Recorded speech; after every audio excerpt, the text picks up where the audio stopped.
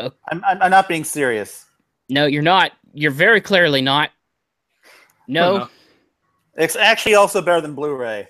That's me being serious. Laser discs disintegrate if you look at them hard enough. No, they don't. DVDs are practically indestructible. Nah. No, Blu-rays are practically indestructible. I'm sorry, Blu-rays are practically indestructible.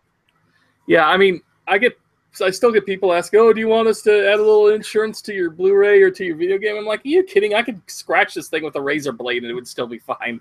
I got the box set of the Batman 1960s series. Oh, me too. And the spine on it, and the spine on one of the discs was cracked, and I am baffled how that even happens. Like in terms of physics.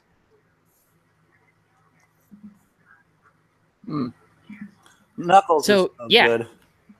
Oh man, I love this guy. Knuckles is perfectly fine, but in terms of practicality, he's no Tails. In terms of practicality, he destroys Tails. Really, no. Yes, he does. The fact that Tails is practically immortal.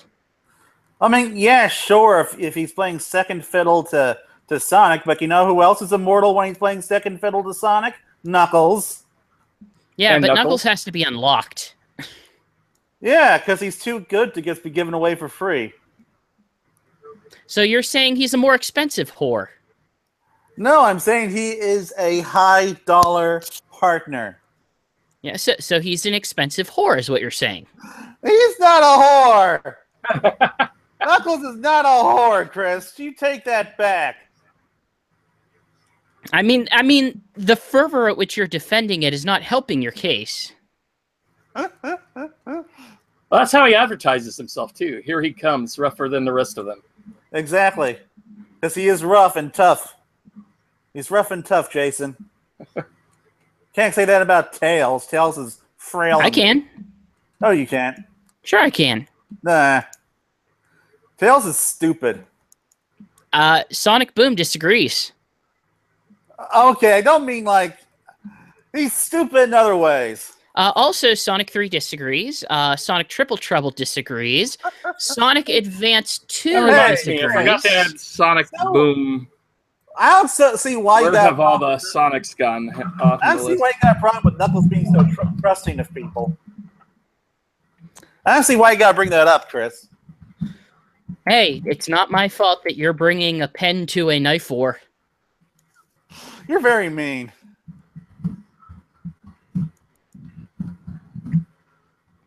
Sorry, I'm typing in something. And I am sending. So long as you don't do this during the podcast. No, I got the. In fact, I have to put my keyboard to the side just so I can center my microphone. You don't hear anything in the living room going on, right?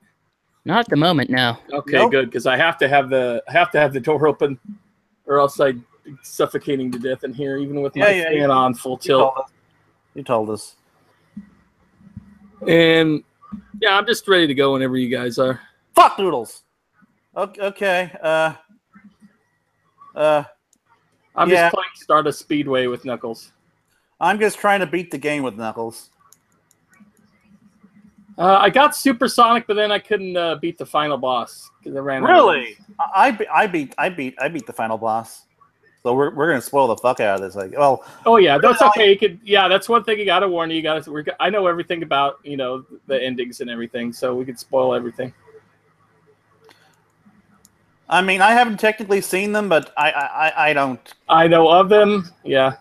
No, I don't. I know of the Knuckles and Knuckles one, or the Knuckles one, I guess. Well, then that Knuckles has different pathways on certain levels from Sonic and Tails. Yeah, but I don't care. Like I'm on the final boss and everything. Well, I mean, yeah, and Barrage. Hey, I think I just beat the boss. Let me just watch the little opening animation, then I'll be ready to go. Ending animation.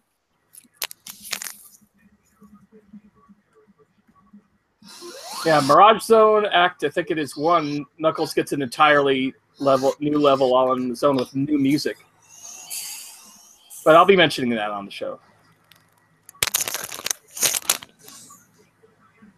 Okay, just need Yay! to... Knuckles won! Because he's the best. Okay, blue sphere level. Time for me to screw it up. Huh. Time for me to post to Twitter. Actually, I'm up to, I only got 6 blue sphere levels left as far as silver medals go to finish up. All right. I'm content that I'm never going to get the gold medal on those. But I do way better on them now than I ever did on I was under the impression that Knuckles. I think that's part of it is because it goes on a better frame rate, I think. I was under the impression that the other characters, that each character had their own little endings. No, Supersonic has an ending, and Sonic has an ending. Oh no, Knuckles has an ending if you're Super Knuckles. All right, so to get the Knuckles ending, I need to be Super Knuckles. Now, Okay, Dingus and Dongus, let's go ahead and do this so that I can Tails eventually sleep. I know Tails is inferior to Knuckles, but does Super Tails get an ending, or is he not good enough for that? I don't know, to be honest. Oh well. Okay, yeah, let's get this show on the road. All right, is everybody ready? Yep. I am. I guess stop doing that banging shit. That's annoying. What? I'm sure, it's just me adjusting my microphone. Oh, okay. I thought it was Jason. No, I am not touching my microphone right now. I don't know what is making the noise. I guess just was gonna blame Jason because it's usually Jason's fault. Let's see. Oh yeah. Super what? Googling something, you boob. Pardon. No. Sorry, I've been drinking a lot of fluids because it's hot over here. Yeah, I know. I guess automatically ew at burping for some reason. Also, for the sake of recording, today's shirt is... Oh, better Mr. above than below. Sparkle. I'm not wearing a shirt. Mr. Sparkle. And now you know why I didn't want to make these podcasts a video thing, because I can Well, I'm not. Yeah, you know. I can just do this shirtless. I'm topless over here too. Everyone needs to be distracted by my horses in the background. Why are you wearing a shirt, Chris? We could all be shirtless right now. But you could be wearing Mr. Sparkle on a shirt. That's how wrong you are. No, I don't need to do that. Let's Someone start needs the to dang get show. their alarm clock fixed. By the way, I can see it blinking 12 in the All background. right, okay, let's do this shit. Probably. All right. Before I start commenting another thing. That hasn't been set for months. I use my phone. I have a phone and I have Alexa, and that's good enough for me right now. Hey Alexa, shut up. It doesn't work when I'm wearing headphones. Mine does. I'm talking to my Alexa. I have an Alexa, and I was using it for the living room to do some stuff, and my mom was so impressed with it. God, she's constantly talking shit about it. So I'm like, fine, I'll just turn it off. I wasn't gonna get an Alexa, but my mom really likes Amazon stuff, and she really wanted me to have one. One time, like 2 weeks ago, they accidentally were giving them out for free. Yeah. for like a few hours, and people who nabbed in on it, Amazon was like, "Oh, we made a mistake. We can't ship your order. Here's $5 credit." But that's after a lot of them already shipped, so they were paying $5 to take Echo. I just got mine on Prime Day because, man, like $30. Alexa, you will shut your mouth. Thank you. Prime Day. Let's stop talking about Alexa. What? Alexa, shut up. Stop listening to me. Don't talk. Okay. Let's stop talking about the Amazon computer thing. Okay, let's go. Thank you. Okay, don't yell because then the dogs bark.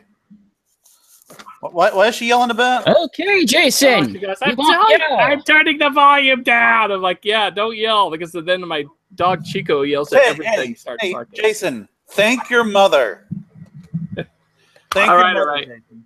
Hey, I do a lot for her. All right, and 3, 2. So you thank her. Yeah, I do thank her. 3, 2, 1. Hello, everyone, and welcome to the 47th episode of Sonic Talk. I'm here with you, as always, Jason Berry, and with me tonight is Alex Peel. Say hi, Alex. Hello. And with us also is GX. How you doing, GX? Hi, as of today, Forces has officially surpassed Mania as the best Sonic game this year. And for that blasphemy, Chris, I'm going to sentence you to death. I think I'm going to take that Mario visor around your head and just strangle you with it. Greater men have tried. You are welcome to try as well. Oh, it wouldn't work. It's got a Velcro strap. It won't work. I'm not going to do it myself. I'm going to hire somebody else. It'll just pop right off when you're trying to choke him. So sure, those things. Nothing is panic sheet. Yeah, so we're talking about Sonic Mania, right? He's talking about something, later. Well, before we get into Sonic Mania, we got to talk about what we've been playing. Oh, well, and a good reason for that is Sega has sent me a review copy of Yakuza Kiwami. Right, you are obligated to talk about that. Yeah, and this is just came out. There's a Steelbook edition you can get at GameStop for only $29.99, which is a really good price for this game. It's basically a remake of Yakuza 1 with some extra story moments in it as well. And unlike the Wii U remake of Yakuza 1 and 2 that came out in Japan, that one was just the PS2 version in HD with basically the same graphics. This is completely redone from the ground up using like the, I think it's the Yakuza 5 or Yakuza 6 engine. I'm pretty sure it's the Yakuza 5 engine. It looks. I thought it was the Yakuza 0 engine. It might be that. No. The point is, it's an engine that's been used in Yakuza before. The point is, it's the good Yakuza, one. Yeah. It's the one that you want it to be. It looks really, really good is basically it. I mean, you got the close-ups of their faces where you can see the pores and everything. Though the even more important part is that you're already dead. Not quite there. You're already you're not even going to pick up. First off, I know does what anyone you're other than me know what I'm referring to? Fist of the North Star. Yes, I want to play a Fist of the North Star game in the Yakuza engine. Well, good news. They announced that, so I guess we can play it eventually. So yay! But anyway, Jason, the other good news about this, besides the huge graphics upgrade, is that the multiple stance fighting system from Yakuza 0 returns. So pressing on the D-pad, you can get to any different fighting stance you want. The city of I keep forgetting the names of these cities. Kamurocho. The city of Kamurocho is up to. That doesn't sound quite right. Well, let's just go with that one. Is on display again. Once again, you can just go through all the different worlds, play the bowling games, the batting games. The one thing it's kind of a downgrade for me is that Club Sega you cannot play an arcade video game like you normally could through the sequels. There's a bunch of virtual fighter machines there, and you can't play them, unfortunately. You can do the claw machine. Come to think of it, the original Yakuza didn't have that either, did it? Yeah, I don't think it did. The kids around town are helping you play the. If you played the other previous ones, you notice there's a very little arcade video game for the kids that uses cards. And this one you actually play that instead. It's one where you collect these insect cards for battle, except they have these really hot like Japanese models posing in insect costumes. So it's a card game about insects that stars Japanese idols. Yeah, I think we have hit peak Japan. Yeah, what the? I don't think you could name. If you play Yakuza, you get the most Japanese of Japanese games there is as far as Japanese culture go. Now, Jason, sorry, go on. The story's actually really good too. I mean, it's the first one of the series, so you're getting one where you could jump in. This is one of the better jumping points besides Yakuza 0, where they get the meat of the story going right away within the first 3 hours. My only complaint though is that there's the prologue of the story takes about 3 to 4 hours before you can actually get loose in the city and not have to be cut off to just go to these other areas. So that was kind of a bummer for me because I love just touring the city around like that. But it's very heavily story-driven. The story's really good so far. The fighting system is as good as it was in Yakuza 0.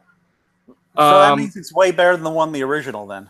Yeah, it's way, way, way better than the original. So now, once you're done talking, I got a couple questions about the differences between One them. thing that surprised me is the amount of voice acting in this game. It's almost all of the dialogue, even the stuff that's normally scrolls by in text, is voice acted this time. Wow, There's very little non-voice acted text except for a few instances around town. So like even the minor side quest stuff is voice acted? Yeah, a lot of that stuff Wow, is I don't surprisingly think voice acting. I don't think that was voice acted in the original game. Even like some of the stuff in the main story, which would have been that has heavy text on the bottom, where you're just normally, nodding your head. Their mouths don't move, but you do get the voices inside, which really surprised me. Yeah, it's a top tier game for $30. You're getting a lot of game for that price. I will say this: I'm a tad disappointed that they didn't use the original dub from the first game, albeit going by how you've explained it, it's given that there's new voice acting. Well, the problem is there's not only a lot more voice acting, there's a lot of extra story in it. Oh yeah. So they can't just use the voice acting from before, because then there's going to be areas that cut off, and you wonder what's going on. Like Kazuma, he in the main story, Kazuma, he's got his Yakuza boss adopted him and his two foster siblings. I apologize if I'm saying the names right, because I can't remember them off the top of my head. I think one of it is Nakishi and the other one is Yuri, and he's got a soft spot for Yuri, and Nakishi's like a brother to him. And at one point, one of the mob bosses is trying to rape Yuri, and he goes to interfere, and Nakishi kills the mob boss, and so Kazuma takes the blame for it, and ends up going to prison for 10 years. And during that time, Nakishi becomes his own mob boss, but he's turning on almost the entire Yakuza and becoming a villain in himself. So he's kind of wasted his time in prison, the poor guy. Is now the guy he saved from going to prison. Yeah, is turning into his mortal enemy. It's a really good story so far. So have you played the original Yakuza? A long time ago. I don't think I got like a third into it. Oh wow! For me, that's the only Yakuza game I've actually beaten. And well, a lot of noise in the background. And all of a sudden, my chihuahua's barking. Just a moment. Quiet. We're gonna have to edit this. Are you kidding? When has that ever happened? I'm just stating the obvious, Chris. I'm allowed to do that. You're stating the aspirational. Sorry for that noise. All right. Okay, so we're done with the dogs, and we're done with the. I can say. What is that noise? There's another. I don't hear anything. All right. Anyway, I'd give it like about a 9, but without being able to play any arcade games in Club Sega, which is one of my favorite things to do, I'm going to drop it down to an 8. What? That seems like a pretty big drop for not being able to play arcade games. Well, it's part of the fun, though, is just going around that world and you actually see an arcade machine, you're able to play it. You know they sell those games. Like, you could buy them in other forms. You're aware of this, right? Yeah, but that's part of the fun, is having one of those extra games in there. I could see maybe knocking it down to an 8.9 if the games were that important, but okay, IGN, thank you. 8.5 at the least. I believe in very comprehensive scoring. 8.9.5. 0.1%. Does it include other games? Right. Anyway, at $30, you can't go wrong. It's an incredible price. Plus, it comes in a steel box. And yes, be clear. If you don't care about the arcade games, it's a none. It's a bargain at the price. So now I got some questions. So like, how does this How does the storyline? Oh wait, you haven't beaten the original game. Crap.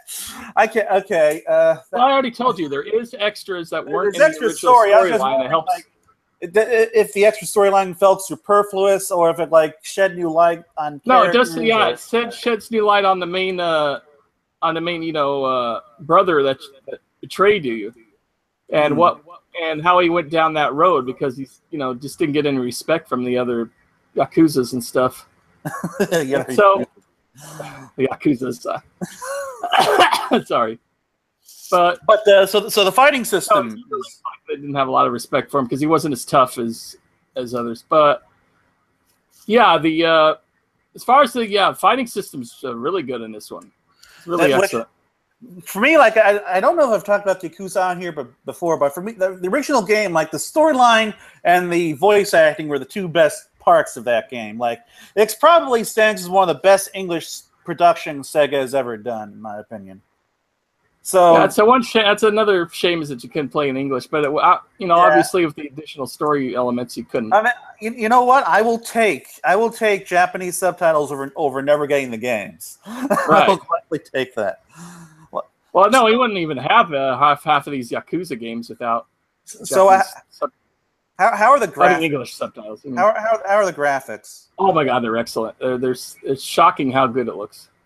Like I said, it's using, I think, the Yakuza 5 engine, and it just looks absolutely gorgeous. Not quite as gorgeous as Yakuza 6 or 0, but it's up there. And would you recommend? Now, I've been wanting to get back into Yakuza for a while, but I'm always distracted with other things. But I'd like to do that soon. Would you recommend starting with 0 or this one? Probably 0 because it explains, Gojima and Kazuma's relationship a little better. But I do like how in this one, Gojima just wants to kick your ass all the time just for fun. Oh, right. Isn't that like I love it because he's your best friend, that knife-wielding, patch-wearing maniac, but he always wants to beat you up. And in fact, that's the one thing that makes me laugh about this game is everybody wants to beat you up all the time. Wasn't he a villain in the original game? Well, no, kind of.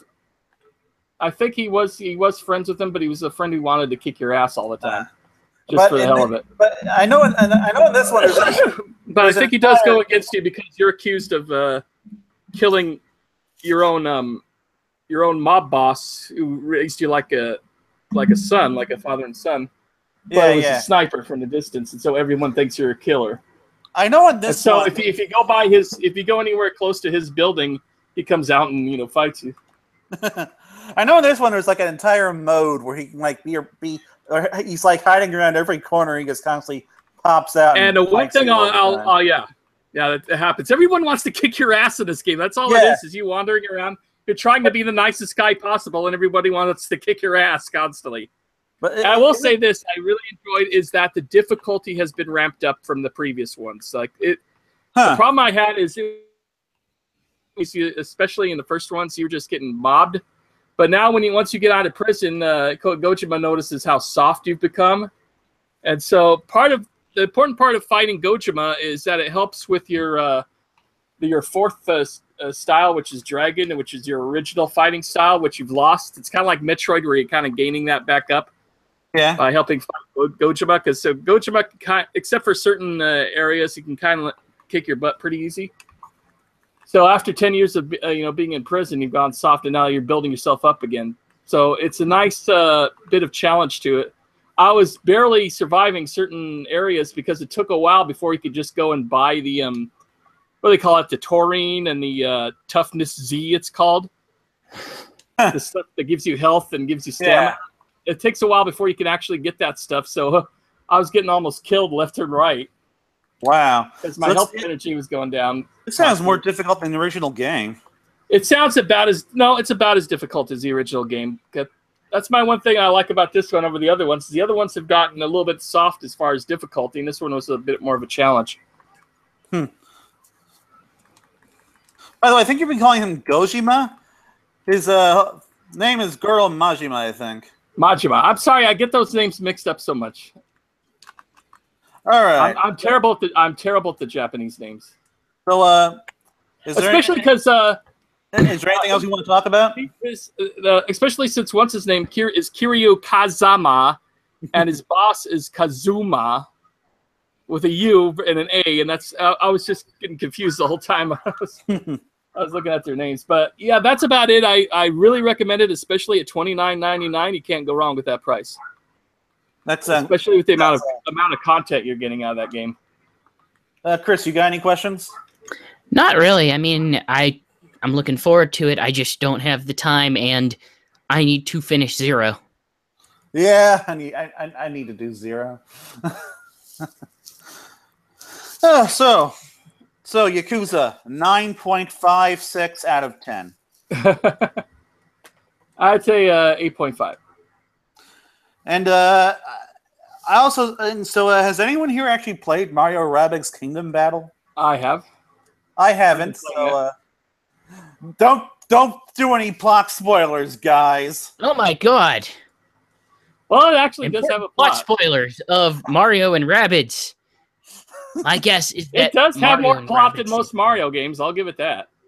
All right. Well, if there are any cool twists, try to step around them because I want to get to that game in the next. Well, week. if you don't want me to tell you anything about the introduction story, there are Rabbids, but they're dressed as the Mario characters. Yeah, I know, but that's not the plot, Chris. Jeez. Spoilers. Chris, I'm going to be very irritated with you. No, I'm not. You're too lovable. I can't lie. Okay, any case.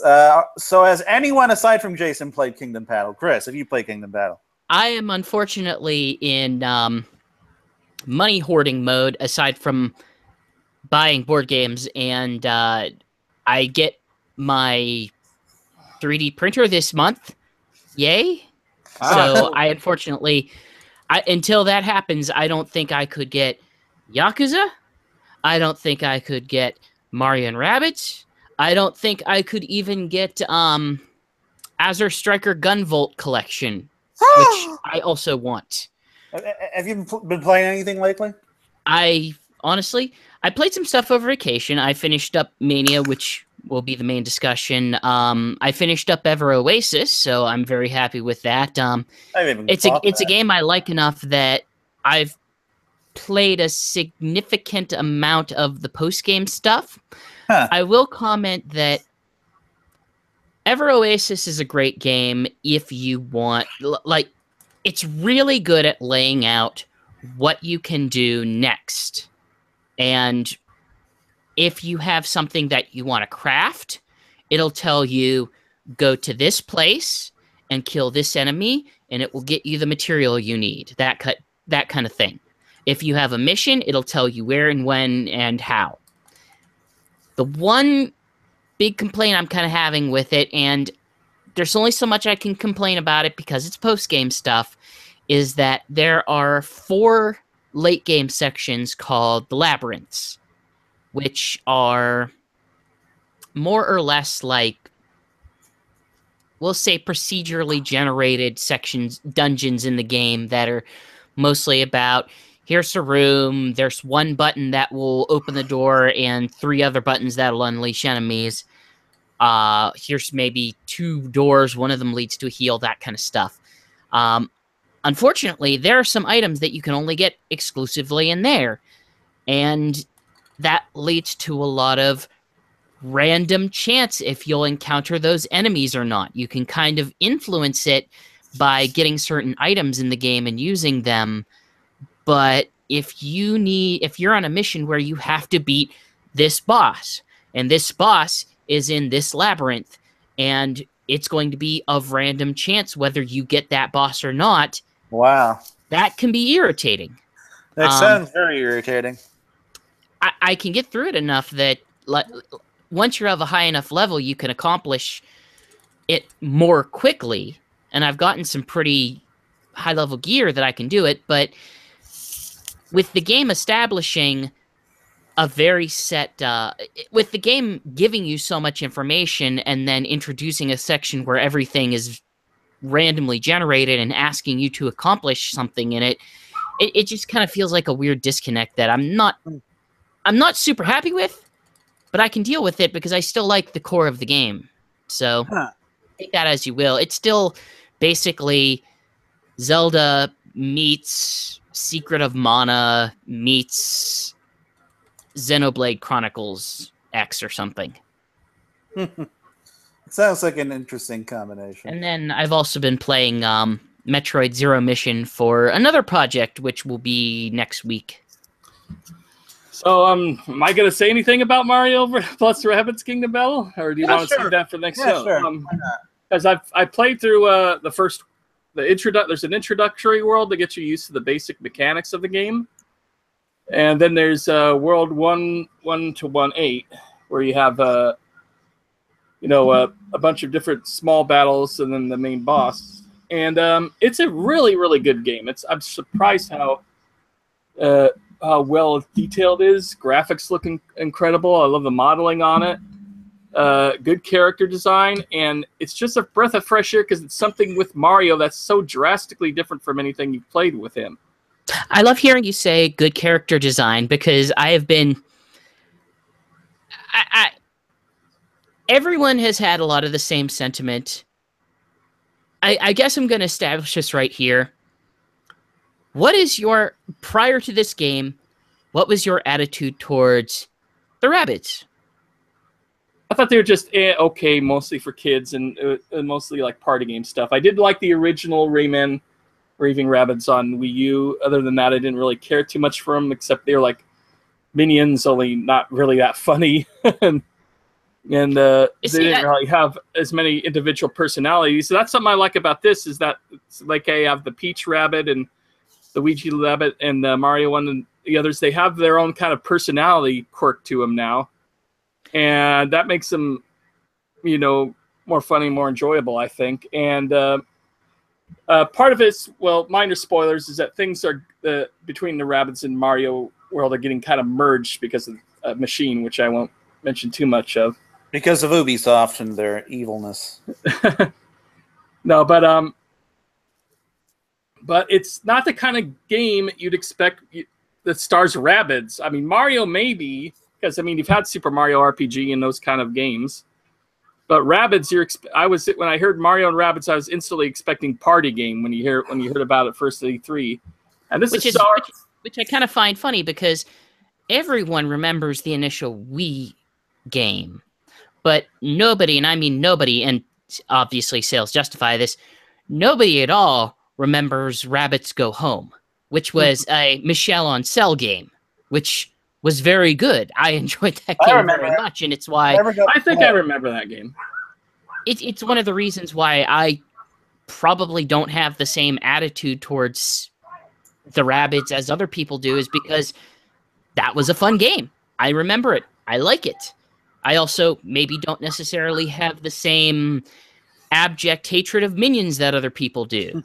I don't love them, but I respect their existence, and there have been movies that contain them that I like. You're okay with them being alive. That's why you respect them. Let me put it this way: the way you put that, I don't hate minions. I hate some of the lazy commercialism centered around them, such as someone buying a T-shirt that just says banana on it and has a picture of it because. That has nothing to do with anything. That's a T-shirt with a phrase and nothing. I like the minions that are subservient to supervillains in a weird supervillain / spy combat world. I'm not big on the minion ripoffs that are popping up in a bunch of movies these days. But I think the minions are fine. I think the Rabbids are fine. I've never hated them. And this I'm is looking just the forward to argument that has this is just the interesting conversations that have been happening on my various social circles lately, is that I don't hate them, and that's unusual. Now, I mean, it's not like they're tailed or anything. So I guess I gotta ask then, are the XCOM comparisons really justified, or do you think this is a cover-based...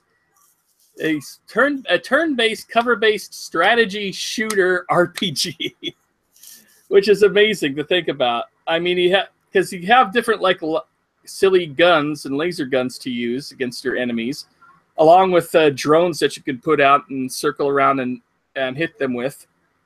It's all about where the best cover to use and the best way to flank the enemies, the other, bad guy rabbits. There's good guy rabbits and bad guy rabbits in this. And Donkey Kong rabbits. Yeah, I just finished beating the Donkey Kong rabbit. Yeah. That's one of the early bosses, right? Yeah. Yeah, he's pretty tough because, he's got a horde of bananas in front of him, and he can just heal himself instantly as long as he's got that horde. So you have to constantly take out his horde of bananas to defeat him. How are the graphics? Do they look like something that Wii U could do? Yeah, but I think they're tighter than that. I think it's 1080p at 30 FPS. It looks really, really good. It would be hard to tell. You played, I think, in portable mode, so it'd be hard to tell in that. But but on screen, I think it's full 280, and it's absolutely gorgeous, especially all the environments you're running around. Because in between battles, you could just run around in this large environment. You're collecting coins. You sometimes go through a red hoop and collect red coins. They're all hidden about. There's a lot of hidden little items to get that you unlock so you can get better weapons than that. I hear there is season pass because obviously with the different weapons and stats you can build, there's a battle HQ where you do that. It's obvious they designed that with like DLC in mind and stuff. Yeah, apparently if you buy an early copy of the game, you get these pixelated weapons, which if you're using them through the tutorial level are super powerful, and you just go through that real easy. The battle, surprisingly, I thought at first it was just this relaxing, easy game that was just kind of fun, but later it gets really, really tough. And surprisingly, but before every battle, you can press Y for easy mode, which gives you a 50% health boost and heals your characters before battle, because oftentimes you're going in from one battle to another while you still have damage on your character. So that's an interesting way to get around that, is to have that. And this doesn't look like there's any punishment for it. If you want to do easy mode, you can do easy mode. If you want to be tougher, you don't have to. It's kind of a nice little thing for them to do for that. That definitely sounds like Nintendo input. I mean, it might not be, but it sounds like it. I was listening to Podquisition, and they, I think, Lord K. said it best. It's an Ubisoft game, but it feels so much like a Nintendo game, including the writing and everything in it. It doesn't seem like, it seems like Nintendo made the game with Ubisoft characters, not Ubisoft made the game with Nintendo characters. I mean, it's a really good quality product. I was surprised at how much I'm enjoying it right now. And it's a nice palate cleanser compared to a lot of the other games you're playing, where you're playing shooters or fighters or platformers. It's something very different, and it's surprisingly a large amount of fun. Well, at least we can rest easy knowing that Sega will always have the thoughtful clarity to never give a Sonic character a gun. Yeah. That's completely right. Not here in 1994, which we are apparently now residing. Yeah. And Sonic Team's level design is so good, they're actually doing a class in Japan on level design and using forces as a example. Sonic Team. Yeah. I'm going to repeat that again. Sonic Team. Now, I like Sonic Team. I like Sonic games. I'm not going to knock their level design. I'm also not going to say that they are the prime example to show off as level design success in the last 15 ever. I don't know. I mean, yeah. I mean, as much as I like Sonic Colors, I guess on that was very flat for the most part. But that was still an enjoyable game. I think if you're going to use level design, maybe Generations that had much better level design than current Sonic games. But I mean, okay. There's still professionals there that probably have something to teach. That just seems like a weird thing, a weird choice. I don't want to knock it too much because I mean I still enjoy those games pretty heavy, but level design, especially in these early levels of what they've been showing as Sonic Forces, and that really impressed me much. I don't want to get into Sonic Forces yet, though. Yeah, that's probably for the best. So we'll go with that. Let me put it this way. It would be like, what if Platinum was doing a class on storytelling? Well, you see, you gotta focus on the butt here, and you gotta make sure that when you shoot the angels, you need to make sure you show all of her curves. Does it make sense? Then the end user's not going to like that. You got to make sure you're alluding to stuff that the user hasn't experienced and will never experience in the game. You got to make sure that one scene has nothing to do with the next scene. They're just going to get bored. They're going to get bored if they start to understand things. All right, so we gonna move on to Sonic talk. Yes, we're going to talk to Sonic Talk, and we're talking about Sonic Mania, which it's probably going to be the boo. Which is a listen. It's a very serious condition that's affecting our country, and if you cannot take it seriously, Alex, then I don't think you're welcome on this podcast. Millions are affected by this mania just every year. Chris, for your information, I have Sonic Mania, and so therefore I'm allowed to not take this seriously. You want to know why? You want to know why I don't have my camera on right now? It's because I'm in a hospital bed. That's how bad it's gotten. People who suffer from Sonic Mania include people who stream it before the game is out and start anti-Jewish and racist remarks while streaming the game. Fuck that guy. Fuck that guy. Sonic screams anti-Semitic to me. That's the real story of Sonic Adventure 2. Look, I'm a Jew. I know these things. Has no one else ever noticed the anti-Semitic context underlying all of these games? You notice it in hints. I mean, it's obvious Eggman's Jewish. That big nose and everything. And Sonic, he doesn't like those sorts of people. And he grabs all the rings. He wants all the gold to himself. I'm sorry, we should move on now. This conversation might be too stupid for me. Chris, there's no way we can be too stupid for you. We don't have the talent for that. That's true. You did not record and publish Roller Gator. So no, we did not. Nor Manos Hands of Fate or the Bergs. Wait, Manos Hands of Fate. Birdemic, I meant to say. Manos Hands of Fate and Birdemic are far more watchable than Roller Gator. Oh man, I got Poochie the Rockin' Dog is cooler than the main character in Roller Gator. But is Rex from I'm gonna have to look up Roller Gator on YouTube now. You're gonna watch the rift. No, I'm sorry, Jason. Those are the worst special effects I've ever seen. that looked awful. For context, I had watched the riff tracks for Roller Gator. It is the most 90s dad attempting to appeal to a second grader I've ever seen in a movie. And with that, now that we're back in the 90s, we should probably start talking about Sonic Mania properly. I mean, I prefer Crap. Pac-Man Fever, but we've gone on that tangent already. So, well, we know it's an inferior game. Well, yes, we've established that Sonic Mania is the inferior. No, game. you're right. You're right. If for no other reason, then I can now dress my anthropomorphic avatar as Beat from Jet Set Radio, which is the most important aspect of Sonic Mania, which is the most important aspect of the Sonic franchise. Wow, that was that's something we're going to. Well, we still haven't gotten to Sonic Mania. Let's where Sonic Forces is supposed to be for later.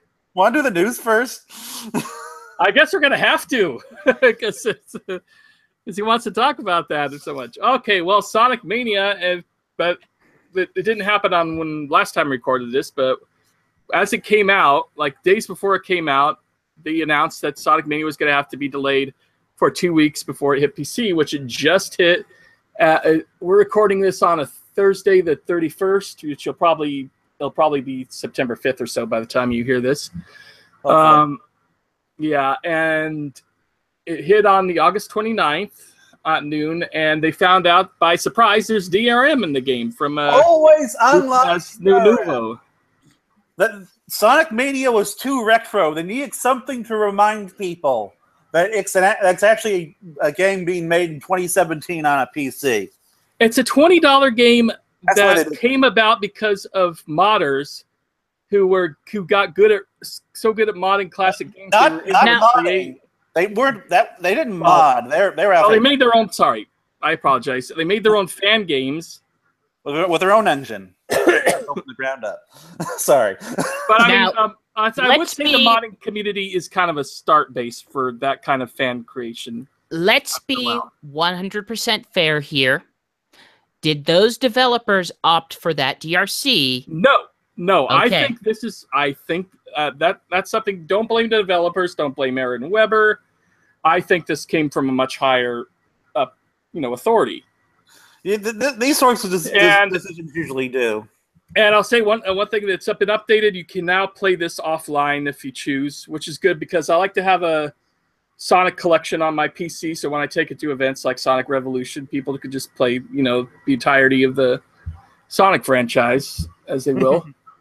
But it's kind of cuts off, modding, but it's mainly for anti-piracy. The problem with I have with DRM and a lot of that stuff is it's kind of its own form of malware where it's running in the background of your PC, and depending on the type of DRM it is, that can actually slow or damage your computer. I'll share a case of my own where my sister was constantly using my laptops and my other computers to do her paperwork for her job as a nurse on, and they had her go to a website to finish it up. And I only realized lately that website had some kind of DRM or some kind of malware to it where it would slow down my computers, because after a while she started complaining that the computer was running too slow, that she kept thinking it was the Wi-Fi in her room the Wi-Fi router wasn't reaching all the way, and even though it was running fine on my room. But when she started borrowing my desktop computer here, when I wasn't at home, she'd come in here and use it. She did it once when I went to San Diego Comic-Con, and I came back. My computer was running so slow it eventually crashed, and I had to reboot it to a state where it was working properly again, and that fixed it. And then 2 weeks later, it crashed big time again because she had used it the day before. So that's a real problem with that kind of stuff. Now, if you have concerns specifically, this version of Sonic Mania uses de novo, and the original issue is that it's always online. Doing some very, very quick research, that's been taken off now. Right. The biggest concern a lot of people seem to have with de novo is that it would shorten the lifespan of a solid-state drive, typically by writing and rewriting too much too often. And that would be the concern. So that might be something to think about if you are considering the PC version. I don't necessarily know if it would make a difference if it was installed on a if the game itself and the software installed are on a non-solid state drive. I also don't know if it gives you a choice of where to install it of the DRM itself versus the game. So something to consider. Other than that, I mean, it is kind of a concern that it does mean, hey, we may very well not get a modding community until this is cracked. And that's one thing I'm disappointed in. It's one thing I was excited for Sonic Mania on PC, which I was eventually going to buy. I already have it on freaking Switch and PS4 because I got impatient. and I wanted to have its first record because PS4 I can record and play to YouTube very easily, where I can't with Switch. Man, wouldn't it be great if Sega was if in this case where Sega is releasing a classic styled Sonic game, if they recognized you online if you bought multiple copies of the same game for different platforms. What would they call that program now?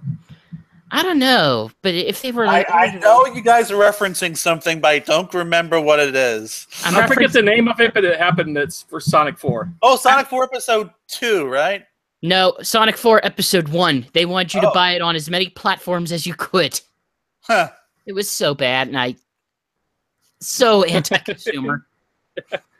Yeah. Well, so is DRM, really. I mean, DRM is they're trying to stop piracy. But in the long run, it just hurts the people who want to actually buy your product, because pirates have already cracked the game and they're already making mods on the game. Now, personally, I've never really run into many issues with the DRM. So why have something on it that hurts your consumer base, that people who are going to steal your product anyway are going to find a way around it very easily? Because you have the idea in your head that it will somehow slow them down. Denuvo is basically just security theater for gaming companies. Something they spend millions of dollars on just so that they can have the illusion of security, and also inadvertently inconvenience their customers. It's basically like the TSA at the airport. They spend millions of dollars on some impotent security that doesn't actually do anything. We know who gets extra searched next time. yes, it will be Chris Ports.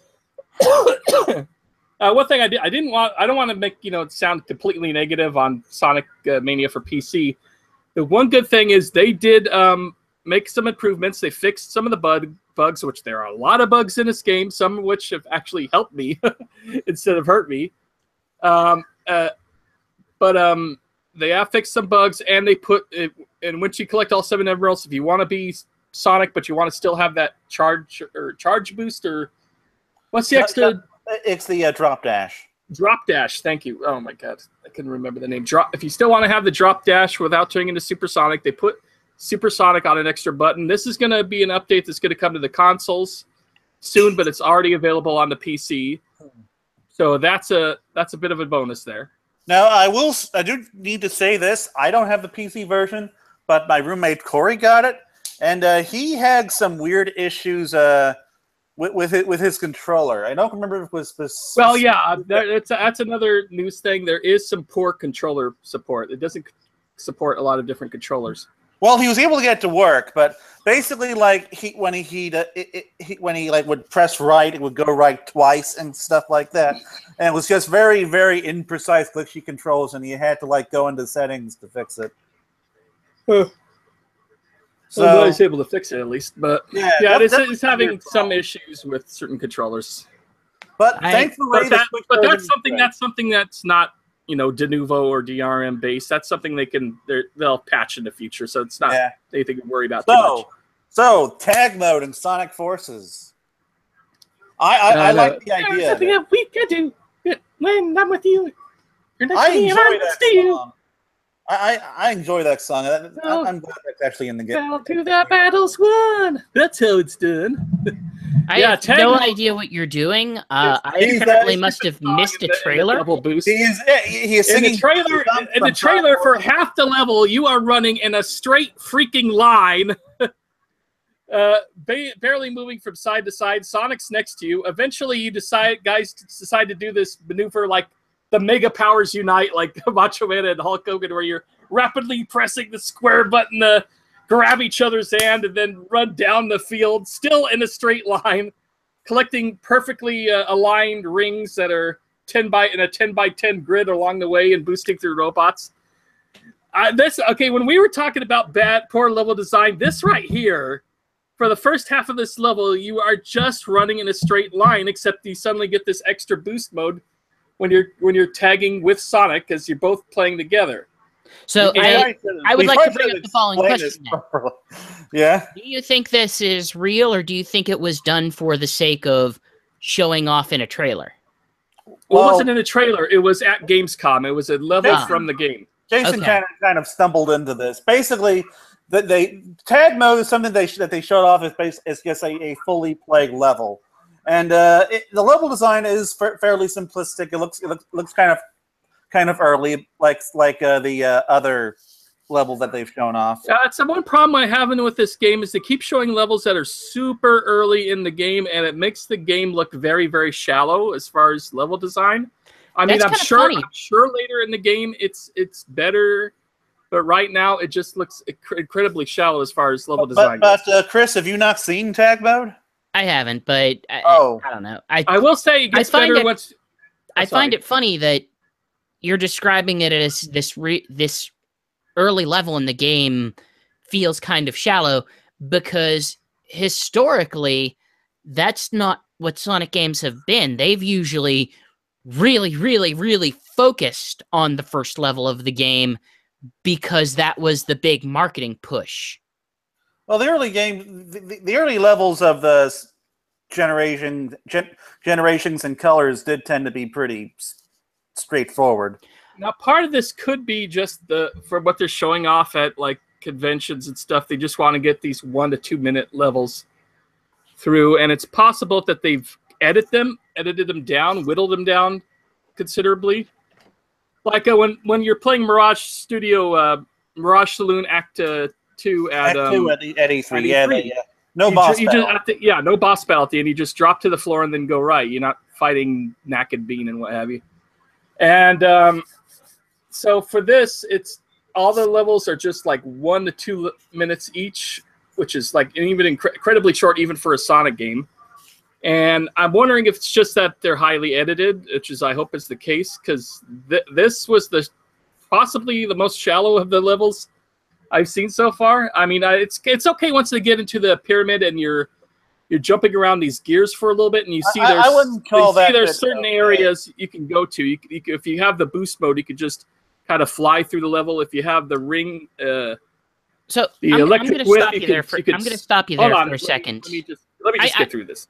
You can take the rings through the level, or if you want to just do it straightforward and on the gears, you can actually turn the robots into cubes and go from there. But there's one thing I like is that they kind of brought back the drift that was in Sonic Unleashed. I noticed that when your avatar is turning tight on a certain incline, they'll take their I don't want to say leash, grappling hook, and grab the end, and they'll grab Sonic on one end and turn tightly around the corner. And I think that's kind of like the drift mode, and I'm digging that. But other than that, it's just very plain. So the reason I want to stop you right there, because for the sake of myself and anyone else who hasn't seen it, give me the brief description of what makes tag mode different. Well, okay, so basically you're playing as both Sonic and the buddy character. And if I remember correctly, the level started off with Sonic running through the stage, gathering rings and shit, boosting through enemies. And then there comes this point in the middle of the stage where I don't know if it was automatic or not, but Sonic and the Avatar meet up, rapidly tapping one button, and they're reaching back to just hold hands. So let me make sure. Here's the thing that you're not getting at. They kind of want to know: are you playing characters in tandem, or are you playing characters I'm trying together? To get to that. So you start off as Sonic. You press the square button at a certain point in the level. They hit hands, and then you switch to the buddy character. You blast forward. The fist bump thing song is playing, and you run up the pyramid, and you stick with him for the rest of that stage. Yeah, so you're literally holding hands with Sonic for most of the level. It's basically like the Sonic 2 or Sonic Mania buddy thing. You don't control the two characters in tandem. It's more like heroes or something mostly like that. Controlling the avatar, but there's times where you're like holding hands together for a long time. So are the level sections specifically designed for one character to get through? Yes, they are. Or are they designed that any They're character... designed for one character to get through. Yeah. So like the opening bit was all about running. The second half was all about the avatar's wisp powers. Okay. Yeah, and there's like there's one video on IGN. There's one video on IGN that shows the several different wispons you use for the weapon. I'm looking at the video here. No, you'd use Sonic and the Avatar at the same time all the time. Well, they're not always holding hands, but it doesn't look like you're switching between them. It looks like you're just controlling both of them at the same time. I mean, I honestly don't care if they're holding hands or whatever they're doing. Well, I mean, I'll say that for my fanfic. I'm just holding hands for the boost. I just care, how is this going to influence the way I play? Because that's kind of the thing that... Well, here's the thing. It plays pretty much like a modern Sonic level, except there's somebody next to you. And that's about it. Okay, so you're controlling two characters together, sort of. I mean, I really... Yeah, exactly. You're controlling two characters at the exact same time. Okay. I mean, you only have access to one character's powers at a time, but sure. Right. One character... I don't know if it's a thing where... I honestly don't know if it's a thing where you can just like press R and L and suddenly you're controlling Sonic and the other one's following you. No, I'm pretty sure that the point... I'm pretty sure that the point where you have to mash down a square button, this pre-scripted area where you switch characters. Yeah, that's very scripting. So you play as Sonic, hit the square, then you play as the buddy character. That's how it works for what I saw in the video. Okay, you guys were going into a very lengthy description about this whole process, and really all you could have said is, it's like Sonic Heroes. No, or well, it's with Sonic Heroes, you can switch between the other characters anytime. I think that's a pretty big difference between what we're seeing here and what Sonic Heroes was. But in any case, yes, we're right. We were taking way too long with this. I didn't want to take this long with this. So I do notice they're switching. I'm watching the video. I do notice they're switching in between characters. I just don't know. My God, this is like Sonic Heroes. And right down to, why are the characters talking to each other throughout so often? Oh yeah, not only that, Sonic is talking to you. Oh, we'll get them right, buddy. You're saying nothing back. You're not saying a word. Well, that's at least somewhat okay. Like, I don't necessarily need you're basically Sonic Gordon gabbing to them the whole time. They need to prove themselves in this context that they can actually do writing. Like, I haven't seen entertaining writing necessarily since Sonic Colors. I mean, Generations is fine, I guess, but I mean, in terms of writing, there's like I got a kick out of Secret Rings, but Secret Rings, Colors, I think that's kind of been it in terms of Colors is my favorite, I think, out of the writing. Sonic games with any decent writing. I'm glad I'm seeing that. Despite the fact that there is a significant amount of content in this full stage playthrough, it at least goes fast. One of the biggest criticisms I have is I don't know why there needs to be significant combat in Sonic, but at least it looks like it's over. I was a little worried when I noticed that those obscure areas were essentially enemy rooms, but thankfully, yes, they die very quickly. So, like, enemy rooms, that's like the bane of Sonic level design as far as I'm concerned. That was one of the big things that killed Sonic Heroes. Well, I didn't mind it in Sonic Heroes because you had... Oh, I hated it in Sonic Sonic Heroes was, if you didn't build this character formation, you probably loved it because it was like, give all these power orbs to Knuckles. It was the level design was the problem with Sonic Heroes, especially in the latter half. I loved making Knuckles super strong, Chris. But, that's because it was the only frickin' thing. It was the only frickin' way to get through some of those levels because of the stupid kill rooms. What are you gonna do? Fling single characters at them? I didn't hate the kill rooms until Shadow the Hedgehog. But yes, they did. They are just bad Sonic level design in general. Worthless consumer models. So Sonic Forces coming out November 7th for $40. Yay! Yeah, a good price. That's a very good price. Good price, nice date. A whole week after Mario. I hope that's to Ooh, encourage people to realized buy that. it and not indicative of its state. That's what I was gonna say. Is that indicative of its content? I mean, that's not the case with like Yakuza Kiwami, where there's a ton of Sega has. I mean, you could interpret it a couple ways. Sega has a history of charging slightly less for their Sonic games, even as early as Lost World and All Generations Stars Racing $49.99. But at the same time, I'm used to that being 50. This is 40. It's a little bit weirder. So there's a couple ways that you might be able to interpret that. Obviously, one, it could be that they're focusing on kids and maybe it's cheaper for kids to have this.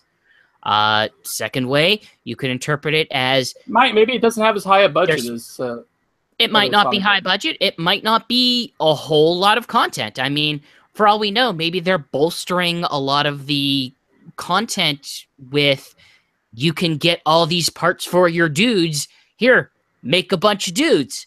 And it's going to be fun that way. Replay this level as a cat this time, and it's going to be slightly different feeling because cat. Cats play a bit differently, yeah. But so yeah, I'm happy about the price. I might even be willing to buy 2 versions of the game at that price eventually. I might have to pre-order this game. I'm definitely getting a PS4, yeah, because if you pre-order the game, you get a Sonic Forces controller skin for either your PS4, your Xbox One, or your Switch. Not PC, of course, because they're except for the fact that didn't Nintendo specifically warn you not to put controller skins on there because it peels off the paint of the remotes? Yeah, so if you're gonna put a Sonic Forces on your Nintendo Switch controller, it's going to stay there for the rest of its existence. Sega does what Nintendo don't. Destroy hardware? Yeah, they do that very well. But not only that, you get the special DLC skin for your avatar character from games such as Persona, Super Monkey Ball, Nights into Dreams, the best one. Puyo, and I think that's about it. Well, Jet Set Radio. Oh yeah, the best one that Alex is too stupid to admit. Nope. Second best. Well, actually, no. You can dress your animal character as Beat of Jet Set Radio. Or just if I can at least have the goggles, I'll be happy. Nights into Dreams, or that guy from Persona 5 who doesn't have a name. Protagonist from Persona 5. You can dress him as that. Ah, yes, Protagonist, the best video game character. I forgot what I called mine. I need to get back to that. But I don't normally pre-order, and I'm not sure if this is something that'll get me to. I mean, I admit the Nike skin is tempting, but I don't know.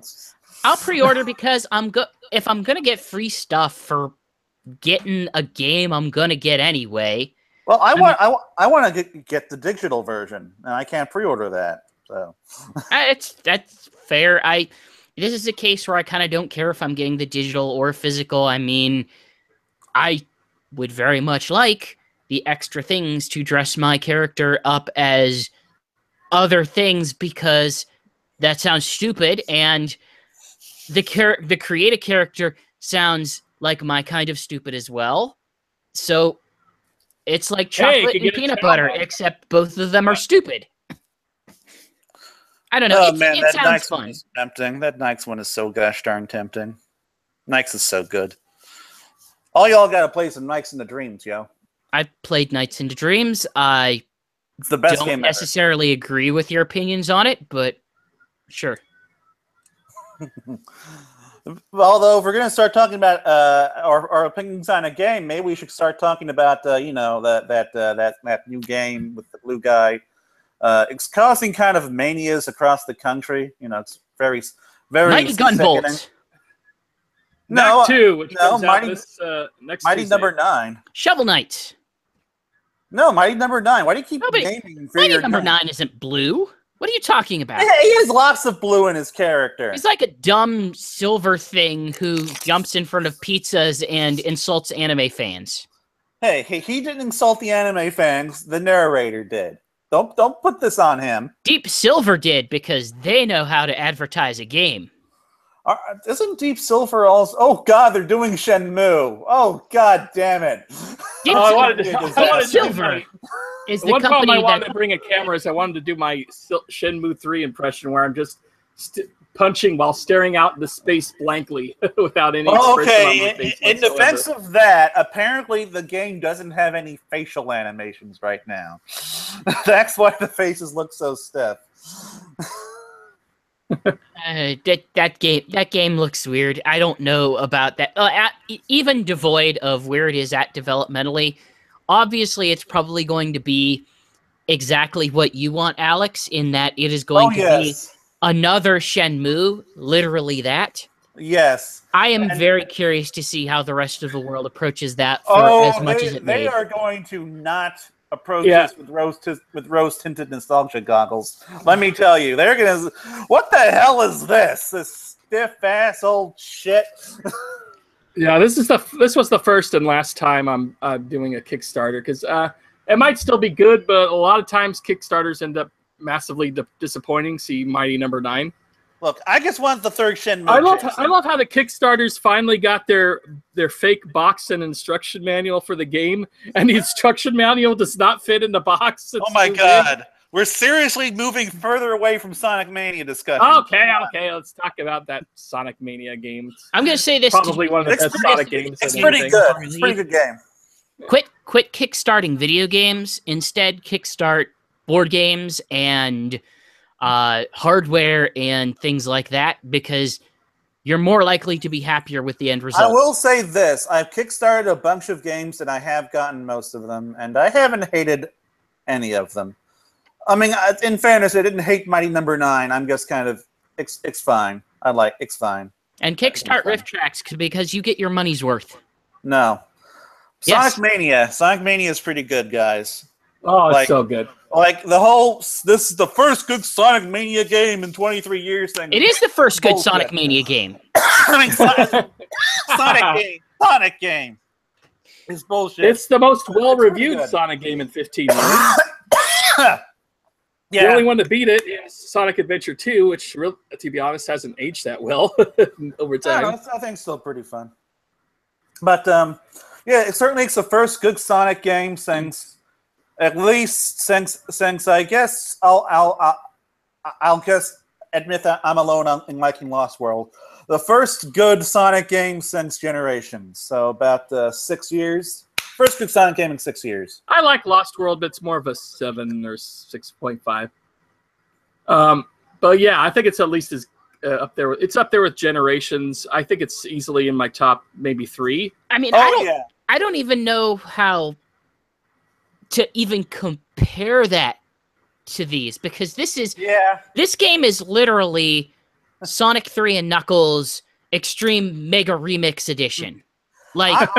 I was thinking about how I was going to categorize this, and I can't say this is my favorite Sonic game, but I can't say it's not pretty damn close to it. I can't really say how I can compare it to the 3D games anymore. Like, I just don't know. It's not comparable. Like, this game is literally a classic style Sonic game, but crazier. Like, ridiculous. Like, here's a ton of references to other things.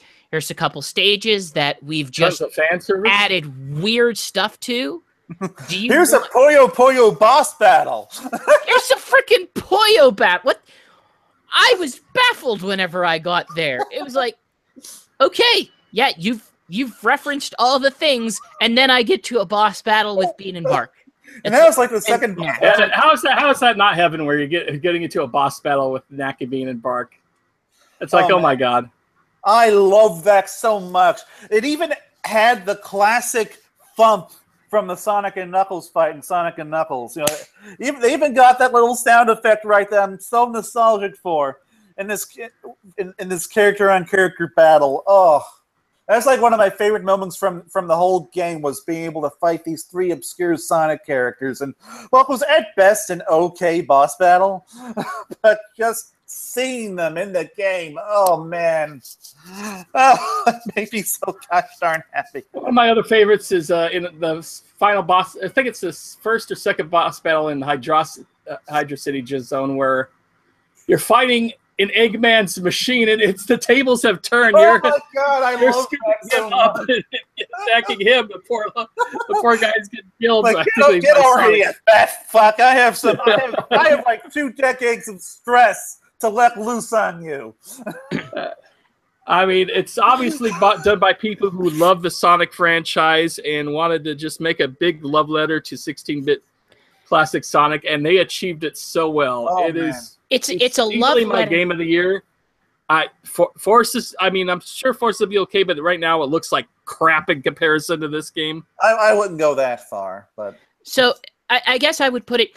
What I love about it is that a lot of what you described is not only just good fan service, which it absolutely is, but it's also a situation where I've played fan games. Fan games that I've played tend to either go towards, let's either include this character that I specifically like, or let's recreate this other thing in a different way.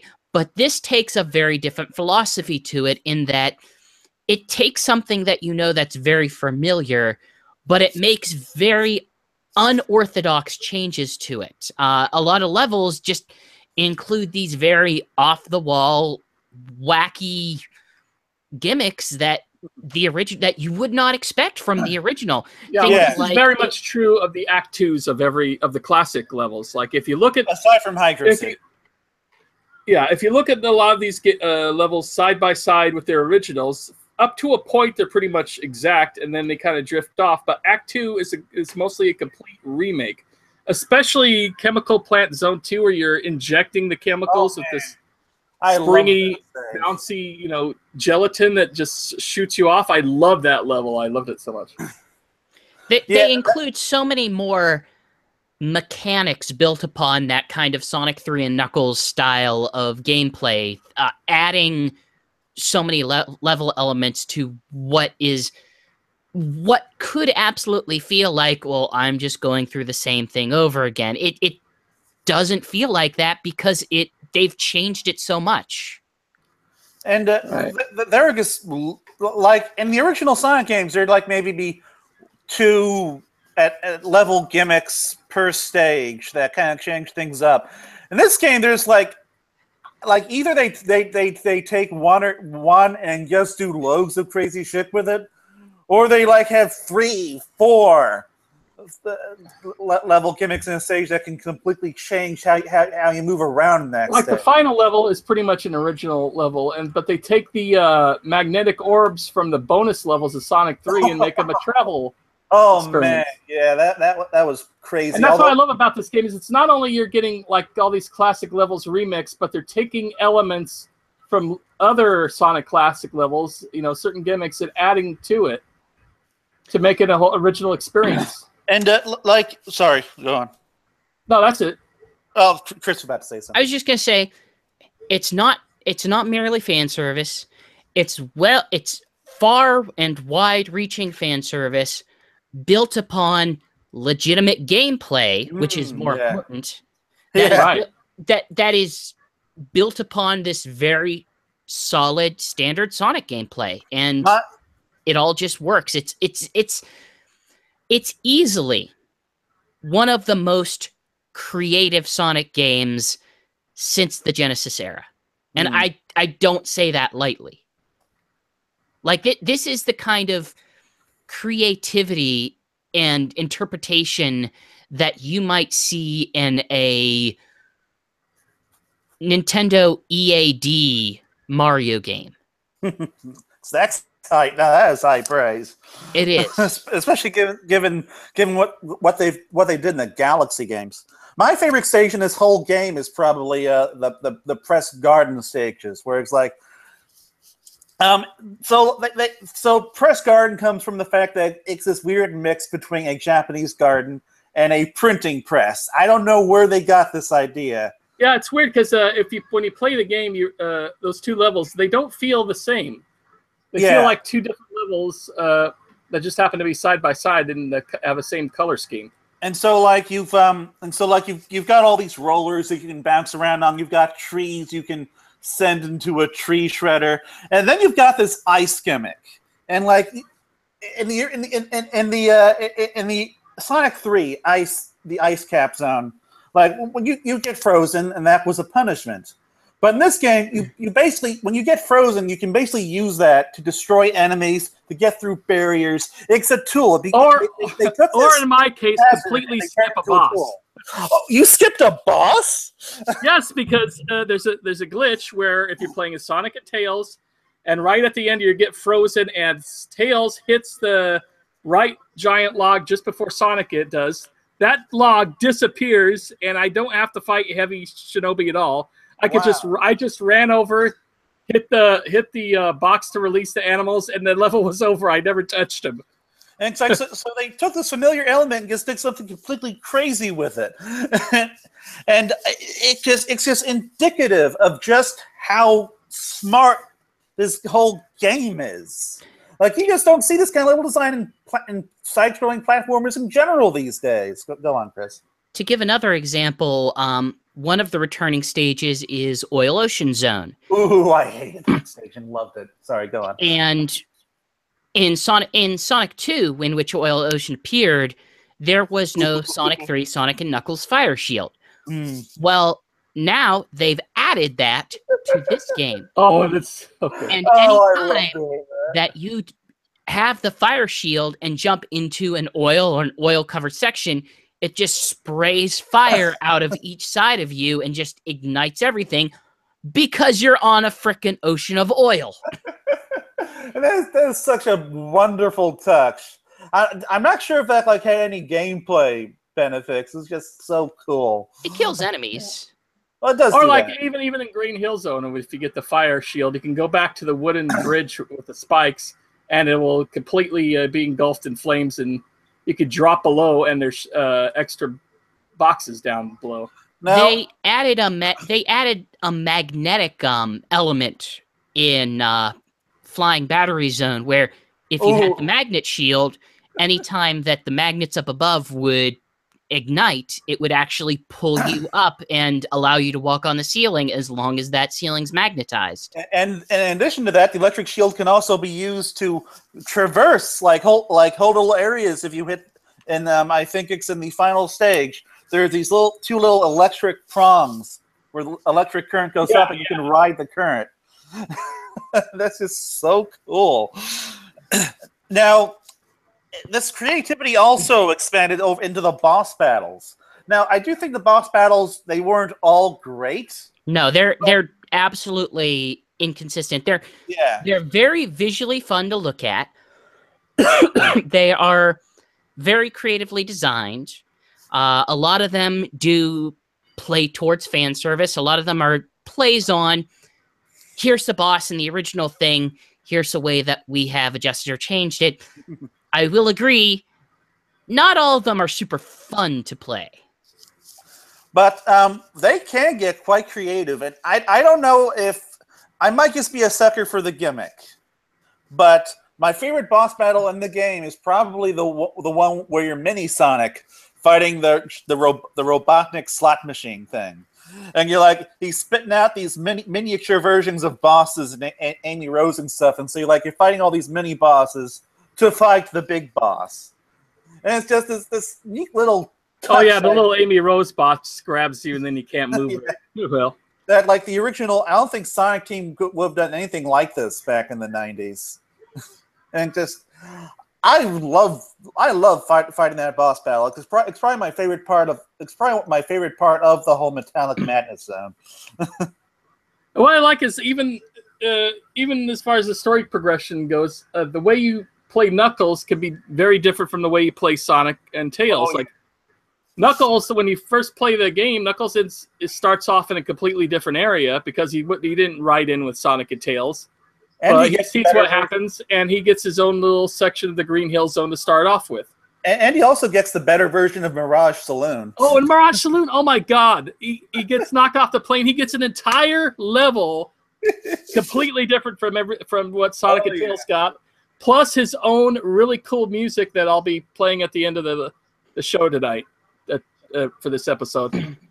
And it's a wonderful little beat where they got a little bit of country and a little bit of hip hop in it, and then at times they put in those cow auctioneers going, "Heard heaven, 35, 35." I say my least favorite level in the entire game was probably the first act of Mirage Saloon for Sonic, because I don't know, like, I just kept there was too much. There was dashing off of the damn plane. There was too much of the plane. There was a little too much plane.